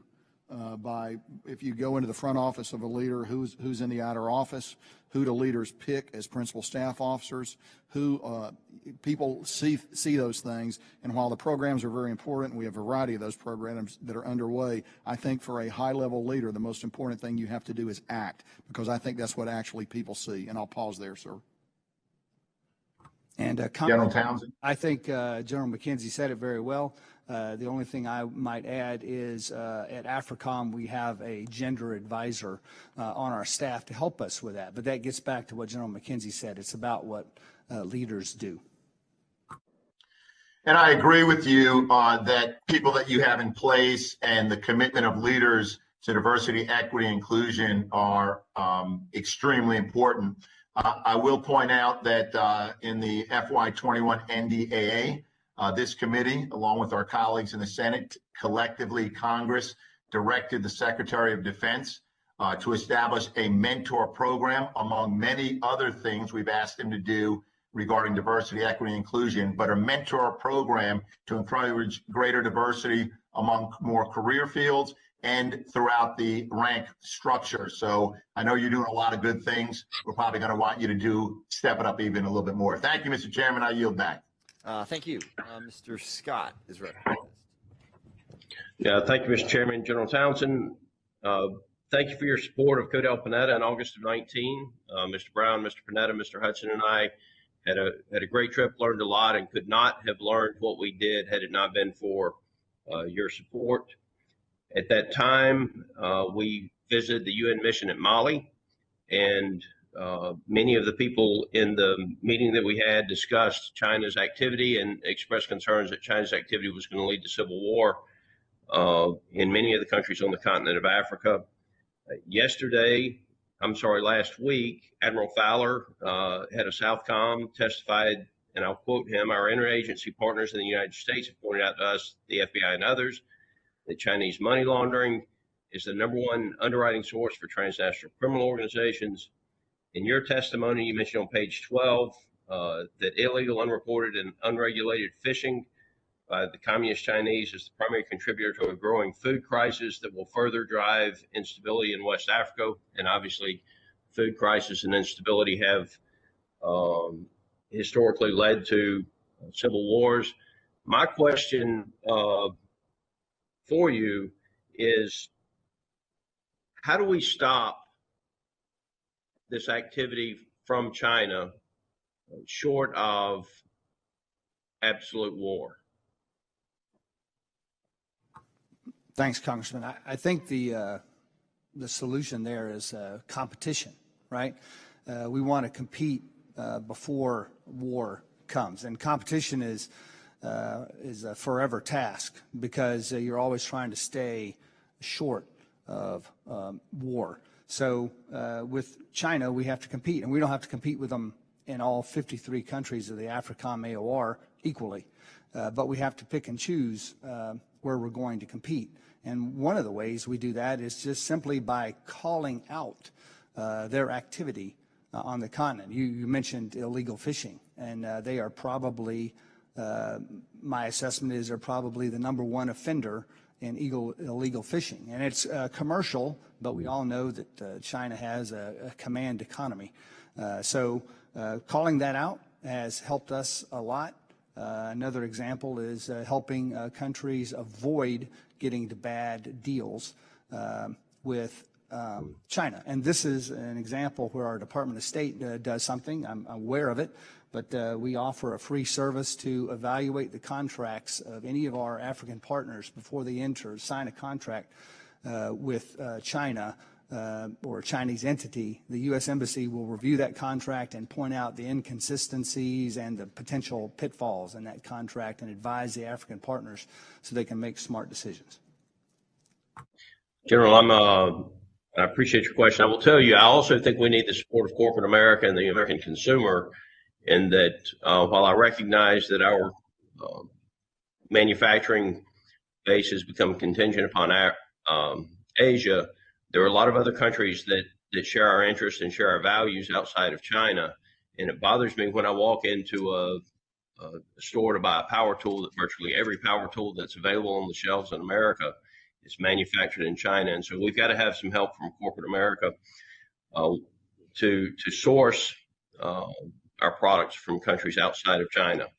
One of the other things I want to mention is that on that CODEL, we got to witness the ODA missions and the training missions. And this is something that, Ms. Dory, may be more for you, but we bring these young men in from Africa. They're 18 or so. They have at best a mid-school 6th, 7th, 8th grade education. We have them on site for 24 months, 7 days a week, and they leave with that 7th or 8th grade education after we've trained them to fight. And my concern is that without an education, that they become the people that leave, and their ability to fight is their greatest asset. So I would encourage you to work with your counterparts. This is more of a State Department mission, and maybe more of a mission for the French in the area. But while we have those young men on our bases or bases where we're training them, I do think it would be worthwhile to look at what it would take to educate those men and try to move them from that mid-school education closer to a high school graduate education. With that said, I look forward to the classified hearing. My time is up. Thank you all for everything you do for our country. Thank you. Yield. Thank you. Mr. Crowe is recognized. Thank you, Mr. Chairman. Thank you all for coming in here today. My first question is to Ms. Dory. Ms. Dory, last NDAA process, this Congress passed a provision, Section 1215, that would ensure that any administration, at that time the Trump administration, would actually engage with Congress on the issue of Afghanistan. Specifically, 1215 requires that the administration make assessments regarding the impeding of counterterrorism missions, because we saw what happened with the insurgents of ISIS after our withdrawal in Iraq. It talks about the risk posed to U.S. personnel, because these are obviously the men and women that we represent in our communities. It talks about the issue of Afghanistan becoming a terrorist safe haven and the assessments that are required there. And of course, the impact on our partners, allies, and the humanitarian conditions on the ground, because we have made substantial investments in capacity building, investments in humanitarian aid, and the men and women and children and vulnerable populations in Afghanistan. So with that said, and the fact that this is America's war and not any one administration's war, and it is federal law that the administration provide that assessment to Congress in advance of a withdrawal from Afghanistan, is it the administration's intent to comply with that law and provide those assessments to the United States Congress? Congressman, it's my understanding that the administration will comply with the law. My understanding further, the briefings that will be provided later today are a down payment in some respects with respect to Section 1215.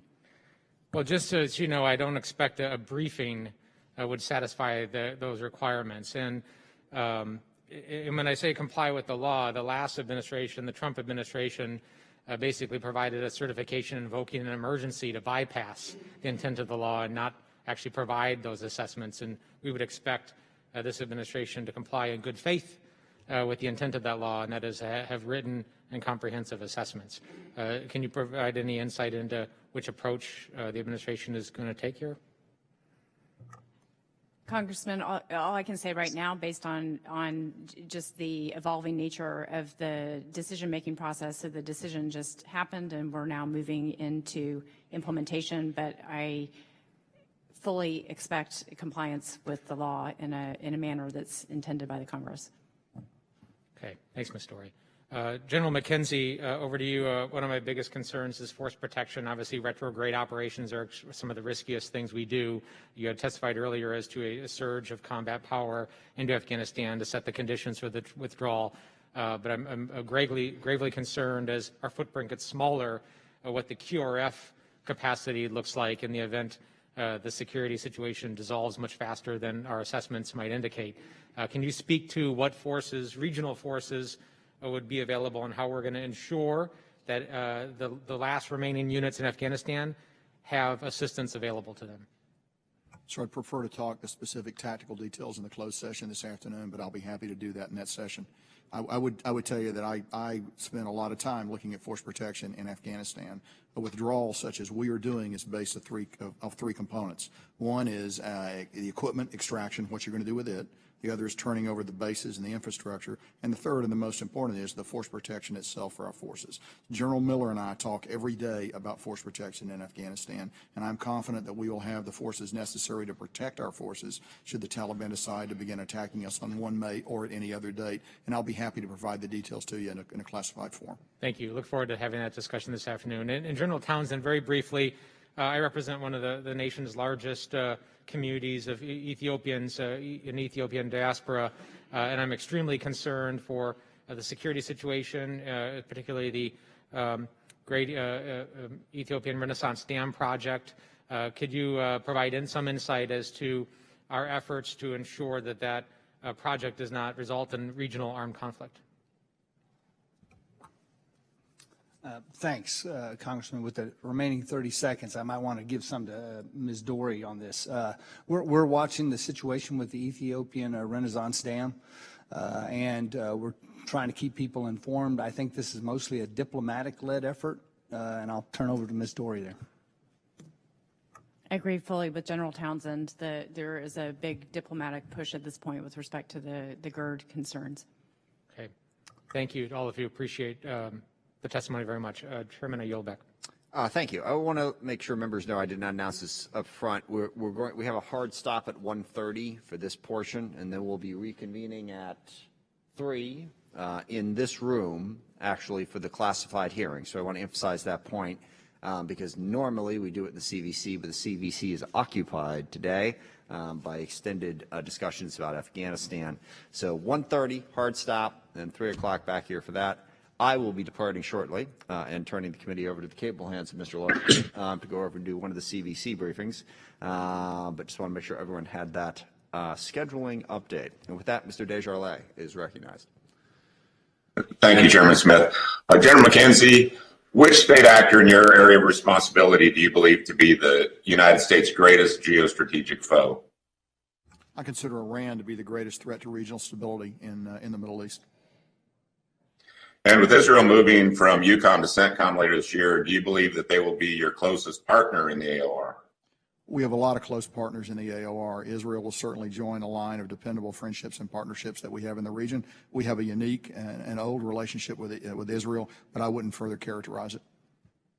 Okay. When you have the political leadership of our greatest foe in the region, Iran, threatening our closest ally, Israel, and stating that its mission of the Islamic Republic of Iran is to erase Israel from the map of the region, do you believe that one of our top priorities should be keeping a nuclear weapon out of Iran's hands? I believe the President has stated that is a high priority. I also believe that one of the things Central Command does on a daily basis is deter Iran from acting against us and against our partners and friends in the region. Okay. If Iran were to develop nuclear weapons, what do you believe would be the response from some of our allies in the region? And do you believe such a move could have the potential to set off an arms race?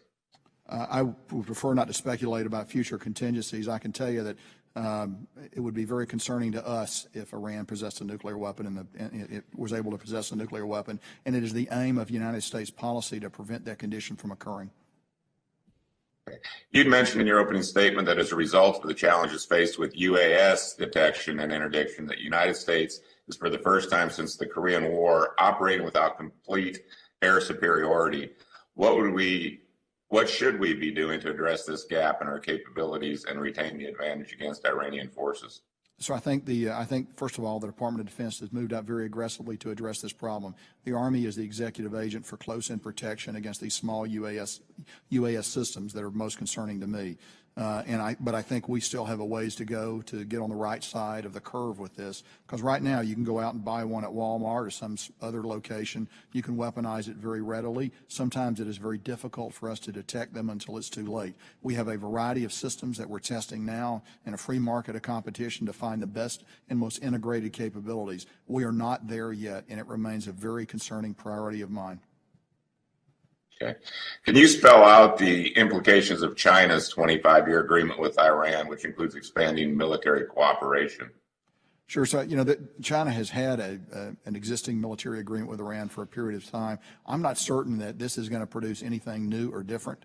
Again, we'll watch to see what it does with oil exports, and I'm probably not the best person to talk about that right now. But a number of sanctions could still come in place against Chinese companies should they elect to do business with Iran. So, again, I'm probably not the best guy to give you an answer on that, sir. Okay. Well, the annual threat assessment issued earlier this month by the Office of the Director of National Intelligence, they highlighted Iraq as the key battleground for Iran's influence this year and during the next several years. Do you agree with this assessment? I completely agree with that, and I would go further to say that the year 2020, Iran's plan was to, again, through political action, the ejection of the United States from the region and principally from Iraq. They failed in doing that, and as a result, we're beginning to see attacks ramp up from their Shia groups in the region, and I think that's going to continue. Okay, so you kind of partly answered that, but what would be the net effect if the U.S. were to draw down or completely withdraw troops from Iraq? Well, that move is not contemplated. If there's one of the good news stories in the region is I believe we have a good relationship with the government of Iraq. This recently completed strategic dialogue is going to provide a framework for us to decide what our forces are going to look like going forward. So I don't think I don't see us withdrawing completely from Iraq in the future. Okay. Well, thank you, both generals, for your service, and Ms. Dory. Mr. Chairman, I yield back. Thank you, Mr. Carbajal. Thank you, Mr. Chair, and thank you to all the witnesses here today. Ms. Dory, I welcome this administration's decision to strategically withdraw U.S. forces from Afghanistan by September 11th, 2021. I must say, though, that the difference between this administration and the previous administration is that it seems that we're doing it with our allies, and we're doing it in close coordination and collaboration instead of hearing about a tweet and our commanders not really being in the loop. So I appreciate that. But still, the question that stays as a significant issue is, well, what is our plan? That was my criticism before with the previous administration, and that's, I think, what we're all looking to better understand. What is the plan as we leave Afghanistan? So if you could answer that and then help me understand what President Biden meant when he said, we'll reorganize our counterterrorism capabilities and the substantial assets in the region to prevent reemergence of terrorism. Can you elaborate on that statement? Thank you, Congressman. This administration has reinvigorated a focus on alliances and partnerships, and I think you see it in the work that has been underway to support taking a decision with respect to the future of the U.S. Force posture in Afghanistan. So the intensive engagement that we saw most recently with NATO and coalition partners with respect to the decision to draw down in Afghanistan. In the very near term, there is detailed planning underway, as you heard General McKenzie refer to a few moments ago, with respect to how the forced drawdown will proceed in conjunction with allies and partners. Separate planning underway with respect to what the counterterrorism footprint will look like going forward, given the focus in Afghanistan, the primary vital interest that has sustained us over time being to ensure that there are no attacks emanating from Afghanistan with respect to the U.S. homeland. And we'll have in the classified briefings later today, we'll be able to get into that into a lot more detail. Okay. Does that include what our footprint will look like moving forward? Well, I think what we understand is from here into September that we will not have combat forces, U.S. or coalition combat forces there, and we will transition to a diplomatically oriented footprint with the U.S. Embassy. Thank you. Can you provide us with an update on where the intra-Afghan peace talks are at this point? I think Ambassador Khalilzad will be one of the panelists in the briefings later this afternoon and will be well postured to give a just a fresh update on those talks. Great, thank you. General McKenzie, in your testimony, you comment that Centcom is committed to working with interagency partners to develop mechanisms that ensure continued oversight of and accountability of the Afghanistan Security Forces Fund. What oversight tools do we currently use that will be important to continue after the withdrawal? How will our oversight adapt to having a limited presence on the ground? The principal tool that we use to manage the oversight of the disbursement of those funds and the proper use of it are the people on the ground that see what happens to it and monitor that.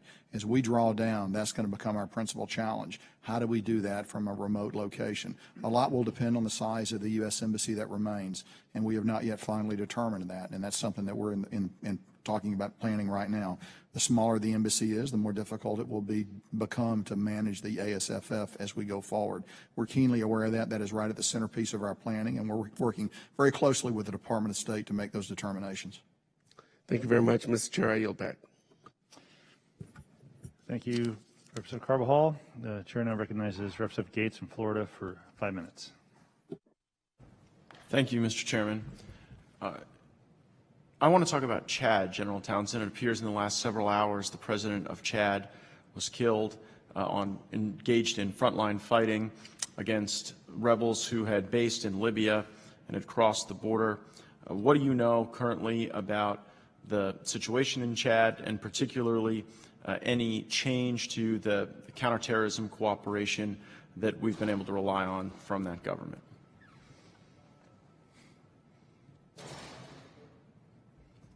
Thanks, Congressman. As you know, it's a sort of breaking news story. As I walked in here this morning, we learned about the reported and confirmed death of President Deby. He's a retired general, and he has in the past gone to the front where there was action, and we don't know exactly how he got killed, but the report is he was killed in action up there, facing off with a column of rebels that are not terrorists, they're not ISIS, they're not Al-Qaeda. They were actually anti-regime in Chad. They were based in southern Libya. They mounted up in several hundred vehicles, and they transited a long way across the Chadian desert towards the south. The Chadian government forces started engaging them. They were supported by the French. We observed this, and then it looked like that the column had made the decision to withdraw. This has happened before. They were about to withdraw, we think, and then the news of the President Deby's death became known. It's unclear what this means for our relationship there. His son, President Deby's son, former Intel chief, has been appointed as the interim president. We expect that he is inclined towards good relationships with France and the United States. We think that will continue. There could be some potential for violence, and we are working closely with our country team there. Our embassy did a precautionary drawdown of personnel to a minimum staff, and we also have some military folks there working with the French and the embassy. So we're watching this very closely to keep Americans safe while this becomes a little more clear. Yeah, it seems tactically significant that these rebels were able to base in southern Libya, that they were able to traverse such a distance and then execute this mission. It might suggest that the situation in Libya is getting worse as well, with a failed state following the Gaddafi regime. With this transition council that has President Debi's son now in some position of leadership, I guess the position of leadership in the country, what do we expect from the French? I know that they were very supportive of the regime. Is there anything that we would expect as a change regarding their involvement with the country? On your point about the situation in Libya, we know that the Chadian government had been supportive, and there were also factions in Chad that supported various factions in Libya. Regarding the future with this interim president, the son of President Deby, the interim President Deby, right now I anticipate that he will be favorable to good relations with France, and France, I anticipate, will continue to do what they've been doing up to this point, supporting the government of Chad. But I have to be honest with you, this is breaking news and it's not clear. Yeah, it sort of seems when a president who took power through a military coup then dies in a battle against political rebels, not religious extremists, and then gives rise to his son being selected by the National Council, that it's not the strongest case for emerging democracy in Africa. It seems to suggest more of a move toward authoritarianism, and I think that's something we should all watch carefully. I thank the chairman, and I yield back.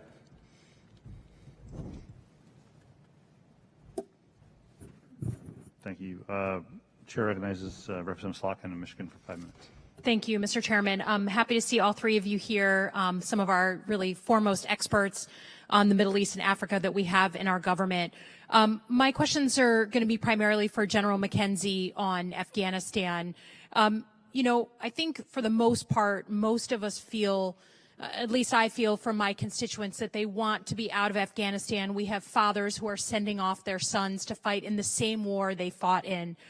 But what holds people back is this fear that the exact reason we went in, you know, a threat of terrorist attacks against our homeland and our allies, could creep back up again.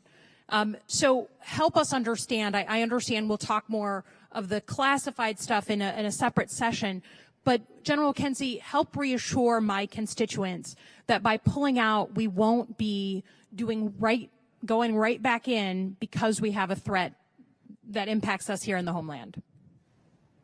Thanks, ma'am, for that. And I appreciate the concern of your constituents. Like them, I've sent my son twice to Afghanistan, so I'm very much aware of those concerns. As we've talked a little bit before, we're going to go to zero in Afghanistan. That means there'll be no U.S. forces on the ground there. We will use a variety of means to monitor al-Qaeda and ISIS in Afghanistan. The intelligence will decline. The director of national, or the CIA director has said that, but we will still be able to see into Afghanistan. There still will be ways to do that. Much of that will depend on the embassy platform that remains, and that is yet undetermined, but that will be helpful if we maintain an embassy there. But we're going to be able to continue to look into Afghanistan. And I think the president's been very clear, we're not going to re-enter to reoccupy Afghanistan under any conceivable circumstances. What we will retain the ability to do is to find and fix those people who plan attacks against us that we can detect. And then, when appropriate, we will be able to strike them. I don't want to make that sound easy because it's not easy. It's going to be extremely difficult to do it. But it is not impossible to do it. So I'm deeply impacted by our experience on Iraq as someone who grew up as an Iraq specialist and who didn't agree with the decision to go to zero in Iraq, and then watched in the years after we had pulled out how difficult it was to get Washington to pay attention to what was then a growing threat of ISIS. We couldn't get the intelligence support. We couldn't get the overhead imagery support. We couldn't get the attention of folks when we saw things creeping back in the wrong direction. Please help me understand how this will be different. Well, speaking of the future, I don't know, but I will certainly be a relentless advocate to keep the focus on Afghanistan. We are going to shift assets out of Central Command. That's a given. That's going to happen. At the same time, we need to balance against what we know, the known aspiration of these groups to launch attacks against the United States. That hasn't gone away. And it's there right now. They're depressed. They have very little ability to do that. Certainly, it's possible they could reestablish themselves in the future. It's also possible the Taliban will do some of the things that they've said they're going to do. I'll just watch that very closely to see that it happens. I think that is a reasonable concern, and I share that concern, frankly. And I know that, you know, we've learned in the past 20 years that our best attempts in these wars is through coalitions, through alliances, doing things with partners and allies. So I'm heartened that we're having the conversation with them, but is there anything planned on the regional security architecture, a formal plan with our allies and partners to have a conversation not just about how to end the war, but how to contain the situation after the war has ended? So I defer to Ms. Dory for some of that, but I would say what's been very impressive to me has been the complete and comprehensive degree of consultation that went into this decision and the execution of this decision, both with our NATO partners, our other coalition partners on the ground, and in fact regional partners. So I think that sets the stage for some form of regional architecture, but I defer to Ms. Dory for further comments on that. I'll go to Ms. Dory in just a second, but just to finish out, you're one of our most seasoned, experienced four-star generals with experience on the ground in the Middle East, tour after tour. Do you feel confident that the American people will stay safe and not be attacked again emanating out of Afghanistan? The key thing that's different in 2021 from 2001 is not only what's going on in the theater, but our ability to harden the country here. The steps we've taken here to protect ourselves. It's a very different country in terms of ability to enter and operate in the United States than it was in the fall of 2001. So we work very hard to ensure that attacks aren't going to come from Afghanistan or from Africa or from any other place. It begins on the ground there, but there's also a broad, in-depth defense that is in place that was not in place before. And in my last remaining 20 seconds, do you know of any discussions with the Afghanis on a status of forces agreement or a diplomatic security agreement for our embassy? I know that's actively being worked now, but I don't have any details beyond that. Thank you, General. Appreciate it. I yield back. Thank you, Representative. Chair recognizes Representative Waltz of Florida for 5 minutes. Representative Waltz. Thank you, Mr. Chairman. Want to make you okay? You're good. All right, thank you. General, I just want to pick up on Ms. Slotkin's questions. I certainly share her concerns, and it was good to spend some time with you a few weeks ago. Can you talk to me or Ms. Dory, what basing agreements do we have from any of the stands? Tajikistan, where obviously we no longer, where we have no basing, Kyrgyzstan, where we no longer have Manas, Uzbekistan, where we no longer have K2. What agreements do we have with any of the neighboring countries to be able to base our forces and conduct lethal strikes or even surveillance back into Afghanistan? Do we have any currently? At this time, we have none of those agreements in place. General, do you think it would have been optimal to have those agreements before we announced to the world that we're going to zero in a few months? I can't speak to that. I would tell you that right now we're engaged in a significant effort to evaluate where we want to put potential CT forces, where they'd be best optimized from geography and also the diplomatic angle of it as we go forward. I think we need to be clear with the American people that when the military goes, our intelligence assets go, the agency, the Central Intelligence Agency and other agencies are dependent on that military backbone and basing. And also our contracts and our contractors go with estimates of 15 to 20,000 currently there, providing logistics, maintenance, and other critical support to the Afghan security forces. What's the plan for the continuing presence of those critical contract support services? So right now, most of the contractors are going to leave. Certainly the U.S. contractors are going to leave. We'll try to develop ways to do distant contracting where we can. Clearly, there are going to be some things that we're not going to be able to do anymore as the contractors leave, and I don't want to minimize that. And it's important for everyone to understand that those contractors are providing maintenance, for example, for the Blackhawks that we've provided to the Afghan security forces, to the limited close air support capabilities that they have, and again, critical logistic and advisory functions. All of that's going to be gone in the next few months. And both a number of reports, both think tank, intelligence community, and even Afghans themselves have cast real doubt on the ability of the Afghan security forces to continue to hold without that support. So I fear, to add on to Ms. Slotkin's questions, if the Taliban does take over, or we do even have a power sharing agreement with the Taliban, we'll now be reliant on them for any basing, overflight, or any type of authorities that we need to go after Al Qaeda, assuming that they'll give them. Is that, do I have that wrong? Sir, that's a lot of future hypotheticals that I'm probably not the best person to talk about. I would tell you right now, though, that there's still the possibility of intra-Afghan dialogue that could still continue. We can all have our own assessment about the probability of that reaching success, but that still continues. Well, but General, but I want to be clear with everyone that it is not a hypothetical that the State Department has introduced a draft power sharing agreement into the dialogue, where the Afghan government would dissolve as it currently stands and share power with the Taliban. So I don't think it's a leap to say we would then have to negotiate them for any ability to return and go after Al Qaeda. But my question is, what military? So assume they have the will to turn on and conduct operations against Al Qaeda. What military capability does the Taliban have that a 300,000-man Afghan army and 42 coalition nations have struggled in terms of containing Al Qaeda? What military capabilities do the Afghans have? So the Afghans would have significant residual capability.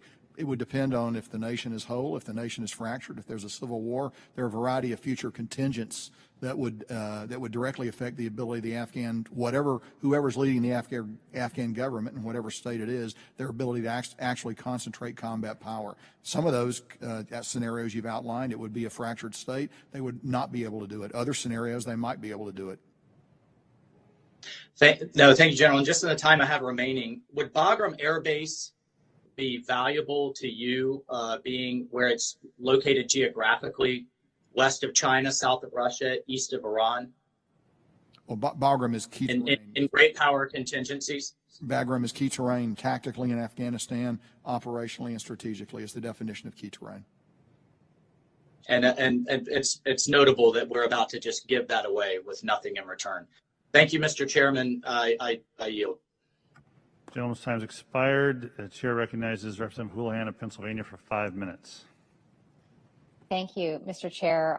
My questions first to General McKenzie and General Townsend have to do with China, which has obviously significantly invested in Pakistan and parts of Africa as part of their Belt and Road Initiative. And I was wondering if you could tell me a little bit if you have any concerns about them in terms of national security in the region, and also if you might be able to tell us if you have heard any whisperings of the fact that they are maybe interested in sending peacekeeping troops to Afghanistan if we indeed do leave the region.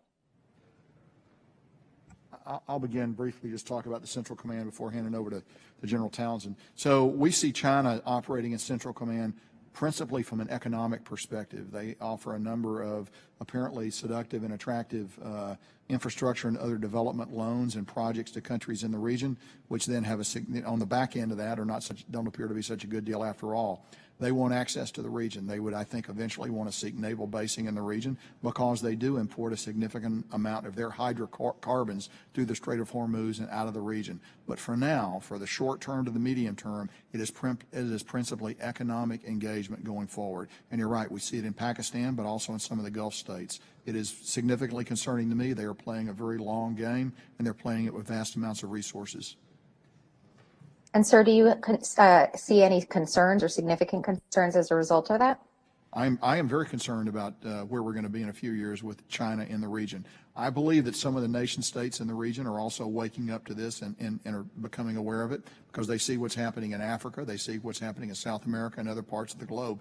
And as you know, there are nations in the region that actually do have significant resourcing themselves, so they don't need to fall into the debt trap with China. Others are susceptible to that predatory diplomacy. And General Townsend, do you have anything as well? I'd say our concerns are very similar to those expressed by General McKenzie. I don't know if you received the placemats. We handed out placemats here in the room, and I'm told we distributed them electronically as well. One of them is on General, China. we do have those placemats. Thank you. What China is doing in Africa, and that kind of gives you an idea. I think the only thing I'd add to what General McKenzie said is they very much have intent to establish additional overseas bases in Africa. whether that be on the Atlantic coast of Africa or the Indian Ocean coast of Africa. They're working hard to establish naval bases and or air bases, and that is of great concern to AFRICOM. And sir, with regard to a potential buildup of China, do you anticipate, General Townsend, with the withdrawal of troops from Afghanistan, that we might increase our troops in AFRICOM, given that there, as we know, is a constant threat of extremism? How will we possibly do that if indeed that is our plan, do you think? Congresswoman, I don't, as an economy of force effort for the Department of Defense, I don't anticipate a significant uplift of resources to AFRICOM despite the drawdown in Afghanistan. So I'm not anticipating that, but we're going to undergo this global posture review, and we're going to work through all those questions. I look forward to that. I do have concerns. I know I'm not alone in sharing those concerns with that particular part of the world. Africa seems to be a rising opportunity for terrorists to land there in the absence of other places around the world that they could land. And I just want to make sure that we're keeping our eye on the region. I appreciate your time, gentlemen, and I'll yield back. Thank you, Representative. Chair now recognizes Representative Weiss of Oklahoma for 5 minutes. Thank you, Mr. Chairman. Thank you, gentlemen. Thank you for being here this afternoon. My first question revolves around China and Russia and their continued reach into the AFRICOM region. One of the things that I have learned in my very short time here is that rare earth minerals are becoming a very big concern, and the Chinese and Russians are tapping into the African region to try to mine those. Is the DoD taking any steps to facilitate access to those rare earth minerals for domestic use? Thanks for your question, Congresswoman. On the topic of rare earth minerals, both countries, as you pointed out, are seeking to exploit those on the African continent. The Russians are sort of near-term exploiters, and the Chinese are more strategic exploiters, in my view. They're very carefully seeking out mineral deposits that they want to lock down for the future. The Department of Defense is supporting the USAID and the Department of State in this effort. We don't have a particular effort directed at securing rare earth minerals on the DoD side, but we are supporting our interagency partners in that regard. Do you feel like that's being effective? I know that it has the energy of this administration. It's a great concern to this administration. I think it's a legitimate concern.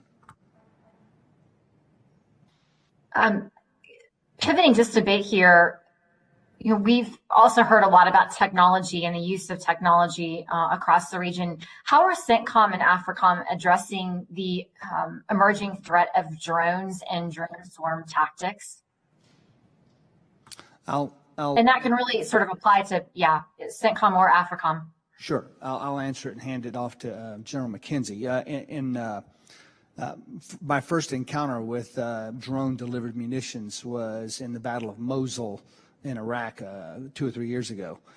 So this is an area of great concern to us. We haven't seen significant employment of weaponized drones in Africa yet, but we are working very hard to be ready for that and to head that off. The Department of Defense, as General McKenzie explained earlier, the Department of Defense has a great program focused on that threat.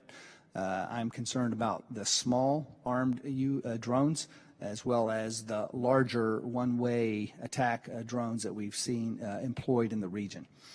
So I think we're focused on it, and we're employing as much technology as we can to prepare for that. General McKenzie? Thanks. So small commercially available drones are one of the most persistent and dangerous threats that we see in the Central Command AOR. I am very concerned about it.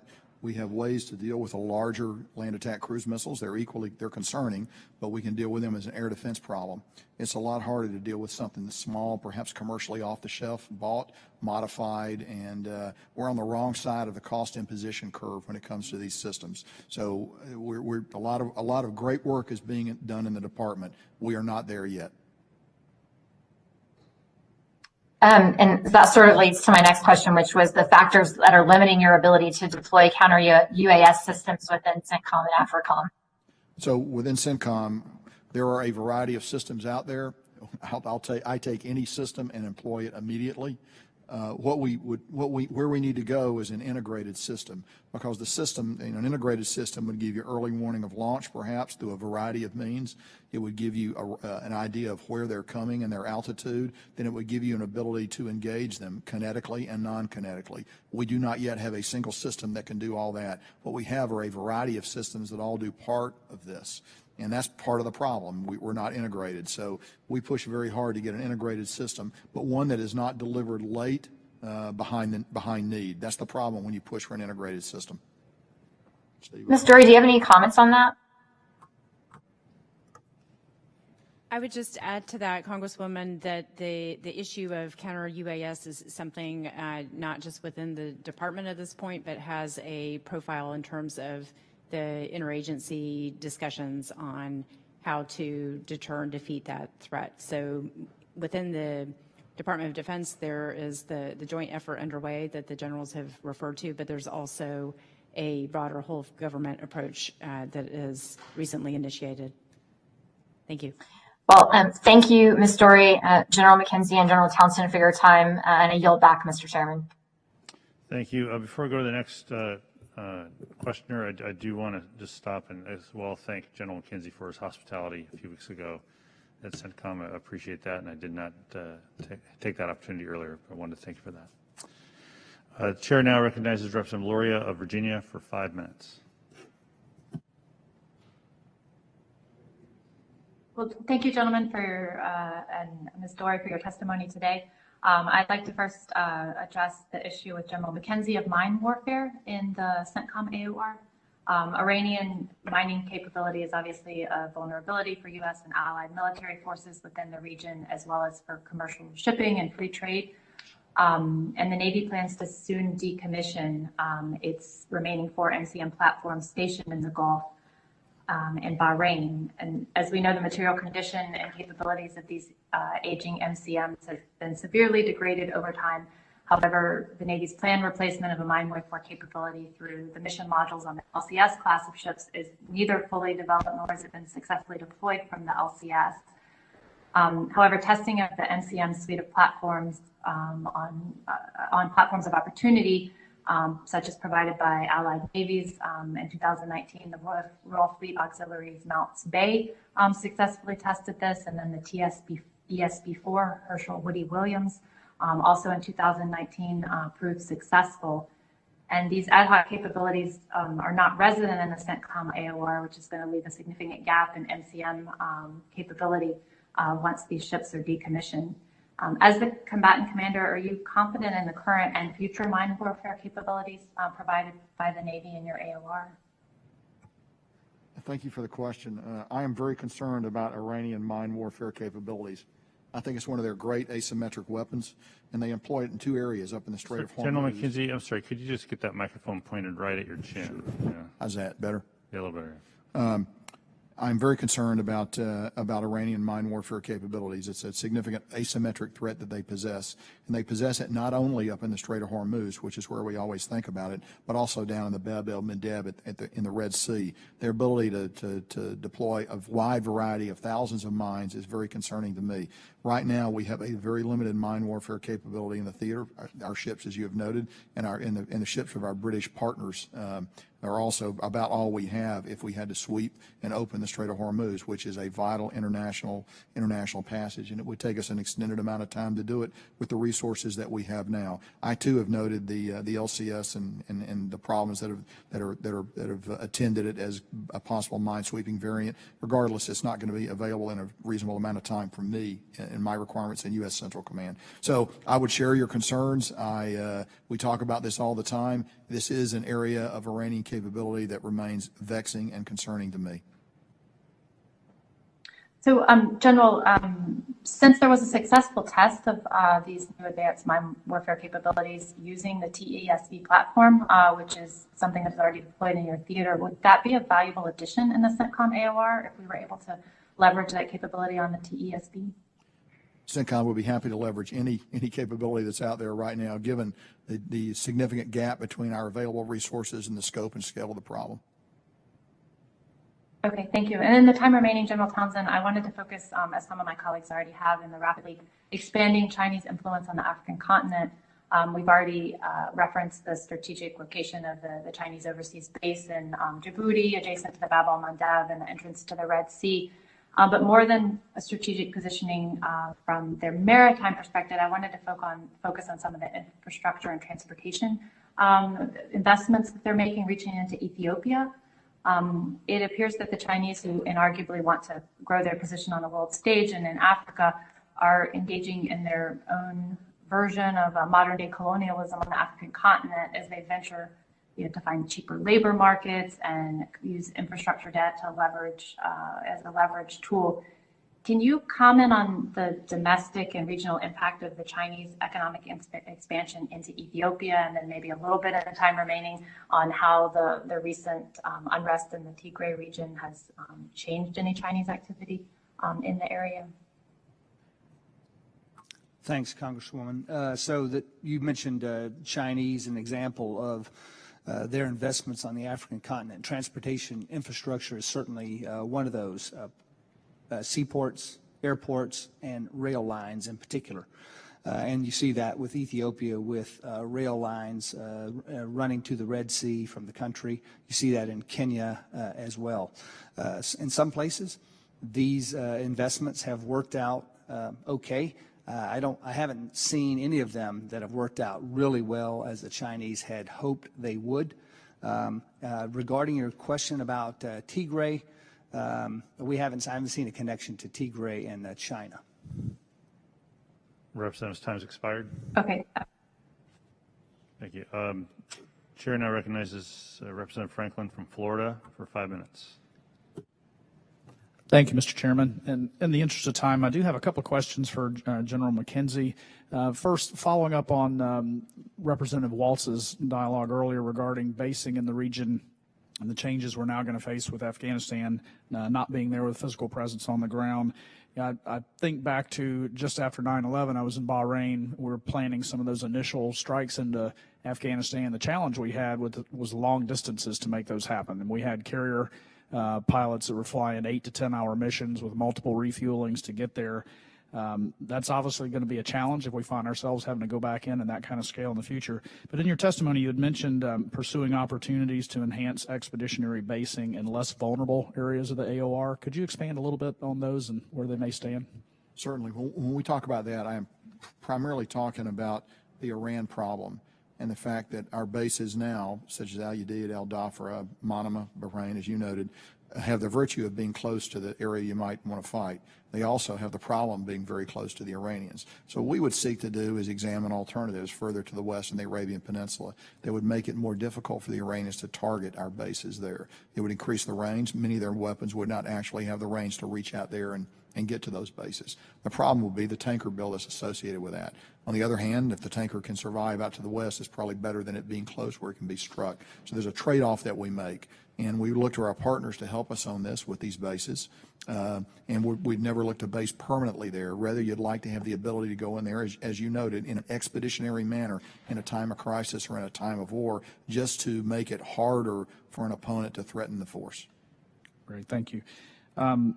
Switching gears to the displaced persons camps in northeast Syria, particularly Al-Nal. I guess from your testimony, General, we talked about 61,000 people there, 94% women and children, 2/3 under 18. I mean, in addition to the obvious humanitarian crisis, I know there's a big problem with radicalization of a lot of these children. So this, I guess, would be a question for you, General McKenzie, and also Ms. Dory. What's the way ahead in that? How do we fix this problem? I know a lot of the countries that these people are coming from don't want them back. What's the end game for this? Sure. So I'll defer to Ms. Dory here in just a minute, but I will say it is not a military problem, but it will manifest itself in 5 to 10 years as a military problem unless we solve it now, because the children are going to grow up radicalized, and we're going to see them on the battlefields fighting us. So it is an international problem. It requires repatriation. It requires nations to step up to the plate, claim their citizens, bring them home, reintegrate them back into their communities. And it demands de-radicalization, which is extremely difficult to do. It is best done and practiced by nations in the region who have a cultural affinity for the people that are largely in these camps. It's a tough problem. Our diplomats, Department of State, USAID, and a lot of NGOs are working at this very hard. It is one of the most pressing problems we have in the Centcom region right now. And with that, I'll defer to Ms. Dory for anything she'd like to add. I think General McKenzie put it beautifully. It's not a military problem. It is an interagency issue, and it's a question of political will in terms of host nations for the individuals who are in the camps. So what pressure do we have that we can apply to get these folks to step up and accept these people? We can't leave them there in the desert forever. I think it depends on which countries you're talking about and the state of the dialogue with them, what forms of dialogue and leverage we have at our disposal to encourage stepping up to that responsibility. Okay, thank you, Mr. Chairman. I yield back. Thank you, Representative Franklin. The chair recognizes Representative Strickland. Before you go to Strickland, just the next questioner will be Representative Veazey. So Representative Strickland, you're recognized of Washington State, recognized for 5 minutes. Thank you, Mr. Chair. General Townsend, you noted in your testimony that AFRICOM supported U.S. efforts to provide COVID-19 assistance in 43 countries, including the delivery of nearly $500 million in medical supplies. The United States is often at its best when it leads in crises, as it did during the Ebola crisis. Can you tell me, please, how AFRICOM is working alongside whole-of-government efforts to respond to COVID-19? And specifically, have we, along with USG, started to develop a plan to distribute vaccines for COVID to partners on the continent? Thanks, Congresswoman. So as you saw in the testimony there have been significant Department of Defense efforts, but those are small in comparison to the U.S. government's COVID assistance on the African continent that's been led primarily by the U.S.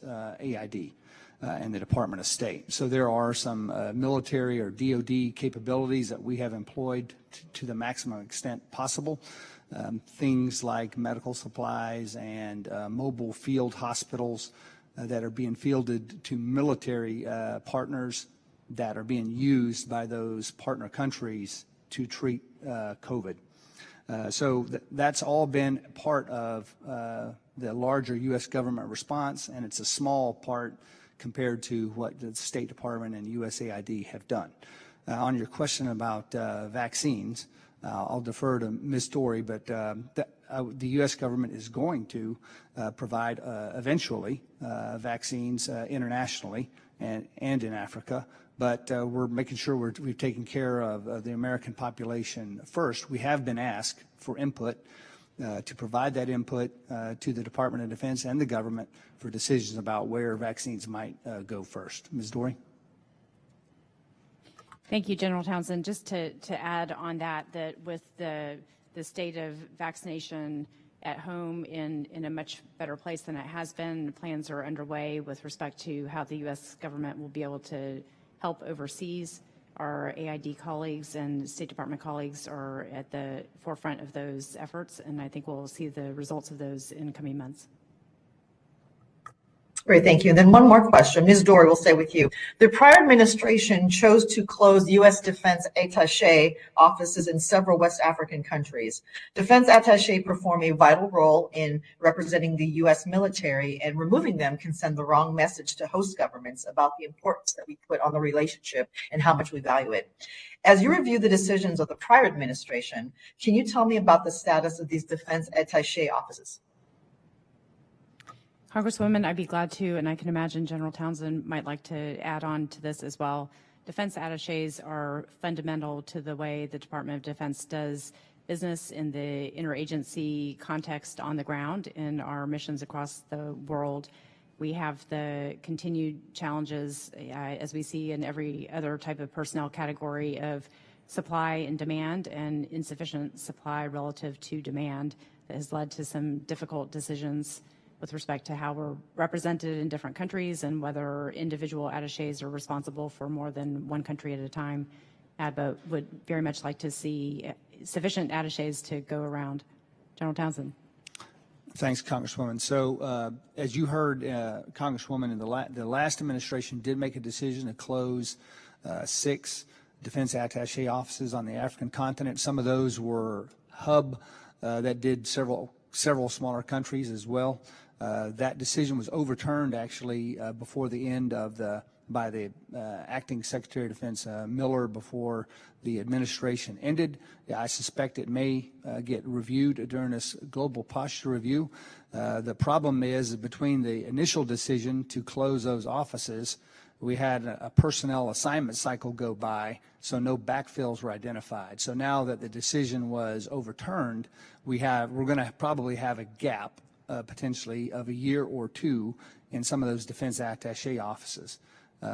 Anyway, that's the current state of that, and Ms. Dory covered very well the importance of defense attaché offices in Africa. Great. Thank you, both of you. I yield back my time, Mr. Chair. Thank you, Representative Strickland. Chair now recognizes Representative Veazey of Texas for 5 minutes. Mr. Chair, thank you very much. General Townsend, you testified before the Senate Armed Services Committee in January 2020 and warned that VEOs were expanding at a very rapid rate across West Africa, noting that substantive external assistance from Western partners was critical to help our African partners make progress to contain these VEOs. At the end of September 2020, AFRICOM reported that VEOs in the Sahel were either degraded nor contained, were neither degraded nor contained, and that VEOs in West Africa continue to expand geographically, conduct attacks, and threaten people that are partners in the region. What do you believe were the driving factors behind the lack of progress over the past year, and how can we better leverage USG resources, specifically in Nigeria, where violence threatens the prosperity of Africa's largest democracy, and making sure that we keep Nigeria as stable as possible, because they're so important for the entire continent, quite frankly. Thanks, Congressman. You're right. In my last testimony, I said that the VEO threat in West Africa was expanding. I don't know if I used the analogy then, but it's appropriate, like a wildfire, coming south from Mali and Niger towards Burkina Faso and the littoral states. And I believe the reason for that is that the international efforts there by the African partners and foreign partners were both insufficient and uncoordinated. They might actually be sufficient if they were better coordinated, but it was impossible to tell because they were uncoordinated. Now, that advance has not progressed at the speed that I feared it would a year ago. That advance is still north along the northern borders of the littoral states, which we have a great deal of concern about. I think that's partly because of a number of factors. One of them, though, is the European partners, led by the French, have initiated a couple of things to try to improve the coordination between all the international efforts that are going in there. They're also doing much more effective advise and assist operations. Partnership for West Africa is one of these things to increase coordination. Task Force Takuba is a advise and assist organization the French have stood up. They have asked for European partners to join in that effort. They have joined in that effort, and it's starting to be more effective. So I think they've done some work to improve the coordination of the international effort. That has slowed that spread some. That said, that forest fire is dancing along the northern borders of all those littoral states. And I'm of the view that we need to do, I would like to, for once, I'd like to do something to prevent the fire, prevent those littoral states from getting fully engulfed like Mali is, for example. And I think there's some fairly low impact things that could be done there in the littoral states that might do fire prevention there. So I think a fire break across the Sahel, which largely is with the resources we have there now, mostly African and European, and then some fire prevention efforts in the littoral states. Let me also ask you, several years ago, myself and Representative Panetta and Mr. Scott from Georgia, we visited Camp Lemonnier and several other countries there in Africa. And one of the areas of concern was exactly where the Chinese base was being built. I know that there was strategically where it was at seemed to be a very good location for the Chinese and what they're trying to do to expand, their naval operations and their presence in the continent. With the Chinese and the fact that, they don't care about, human rights violations, corruption, they'll fly, prime ministers and presidents from the continent over to China and put them up in nice houses. What can we do to counter that as more and more countries in Africa seek to be able to, come into and continue to grow economically and prosper as they want to, like any other nation does? Congressman, the African nations are not blind to what the Chinese are up to. They have fallen prey to some of these debt trap, diplomacy traps, but they're not blind to it. They can see it. They believe they can. Many of them believe they can manage it, and I think that's probably the biggest thing we can do is help them try to manage their interactions with the Chinese on the continent. Gentlemen, next up will be Representative Panetta, followed by Representative Spear. And so Representative Panetta from California is recognized for 5 minutes. Thank you, Mr. Chairman, and gentlemen, and ma'am, thank you for obviously your service, your time, your preparation, and for being here today and your answers to our questions. As my colleague just mentioned, we did a CODEL, I forget when that was, maybe 2018, summer of 2018, where we had definitely had one of the top CODELs I've been on, in that we were based in Djibouti and obviously flew C-130s all around. One of the bases we went to was Manda Bay. And obviously, subsequent to that, you're very familiar with the attack that occurred in Manda Bay. Unfortunately, not just because of the attack, but unfortunately, we're trying to get the review of what happened in regards to the initial investigation. And because of, obviously, I've been there, and obviously the tragedy that happened as well. But what's going on with the report? I know it's been 15 months since the attack took place, and I know that Secretary Austin has ordered another review of it. Can you give us some insight as to what's going on with that report, and when do you think we're going to get this report as to what the heck happened there? Thanks, Congressman. Your visit was in summer of 2019, not 2018. It was my first CODEL after I took command at AFRICOM. No, that was a different one. This was to Manda Bay. Manda Bay was before. We went to West Africa after that. Another excellent CODEL facilitated by you, General, and I appreciate that. But before that, we went to the east side of Africa. That was the west side of Africa. Thanks, Congressman, for correct. So, Manda Bay report. First of all, let me reassure you and the other members that all the steps that have been needed to take corrective action, immediate corrective action, have been taken long ago.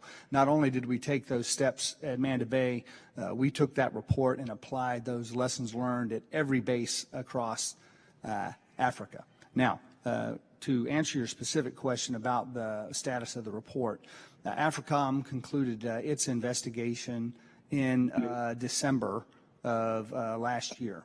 Of course, the timing of that, trying to get that through the Department of Defense and released, became problematic because it was overlaid on top of the change of administration. The new Secretary of Defense came in.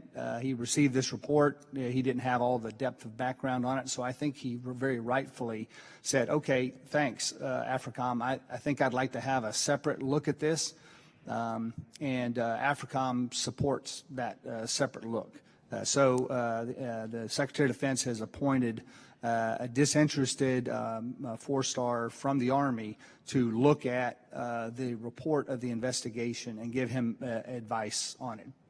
This is also necessary because many of the fixes pertain to other services and other COCOMs. So they weren't all the recommendations and findings weren't within AFRICOM's purview to see through.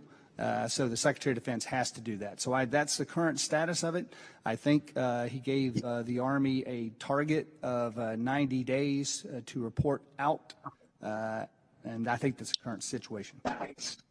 Good. Outstanding. Great. Thank you for that very thorough answer, General. I appreciate that. Now going to the summer of 2019, when we did the CODEL to West Africa, which once again, we completely appreciate you facilitating that. Let me read you something that really kind of summarizes what I came away with. An article in The Economist last month, 2 months ago, basically talked about France's challenge there in that area. And it said basically France is challenged, is faced by others who have recently fought insurgencies in places such as Afghanistan and Iraq. It is that of trying to improve security, which is almost impossible to do without development, and also drive development, which cannot happen without better security. I think, that was the impression I had coming away from that trip to West Africa. My question to you is how do we get out of that catch-22? What can we do? Obviously, you gave an excellent answer to my colleague, Mark Vesey, about coordination and cooperation. Is there anything else that we can do in order to provide security and development as we go forward, especially in the Sahel? Congressman, I'd say that the thing that's probably the easiest to solve is the security challenges, but they can't be solved without better development, as you pointed out, and better governance. That is the root of all of this, and as we've seen that from Afghanistan to Africa, the root cause is poor governance, insufficient development, which needs a secure environment to proceed. And I think probably... Gentleman's time's expired, Mr. General. You have to finish up for the record. Thanks. The international efforts are really focused on security, unfortunately. Great. Thank you. Thank you, General. Thank you, Mr. Chairman. The chair recognizes Representative Spear from California for 5 minutes. Thank you, Mr. Chairman. Thank you for your great service. General McKenzie, let me start with you. I'm very concerned that the May deadline is upon us, and I don't know that we have any assurances that the Taliban will not start attacking U.S. forces in Afghanistan. Can you provide us any consolation regarding that? I can tell you that we're prepared for those attacks should they occur, and we'll be able to defend ourselves. But we don't have any subsequent agreement then, it appears. We have no agreement on that past 1 May, and I am not certain what decision making is going on inside the Taliban pursuant to what actions they might or might not take. We're ready for whatever they choose to do. And do we have any intention to maintain defense contractors in Afghanistan after we depart? Everyone will leave. All U.S. defense contractors will leave as part of the withdrawal. All right. I think that kind of answers my questions, Mr. Chairman. I yield back.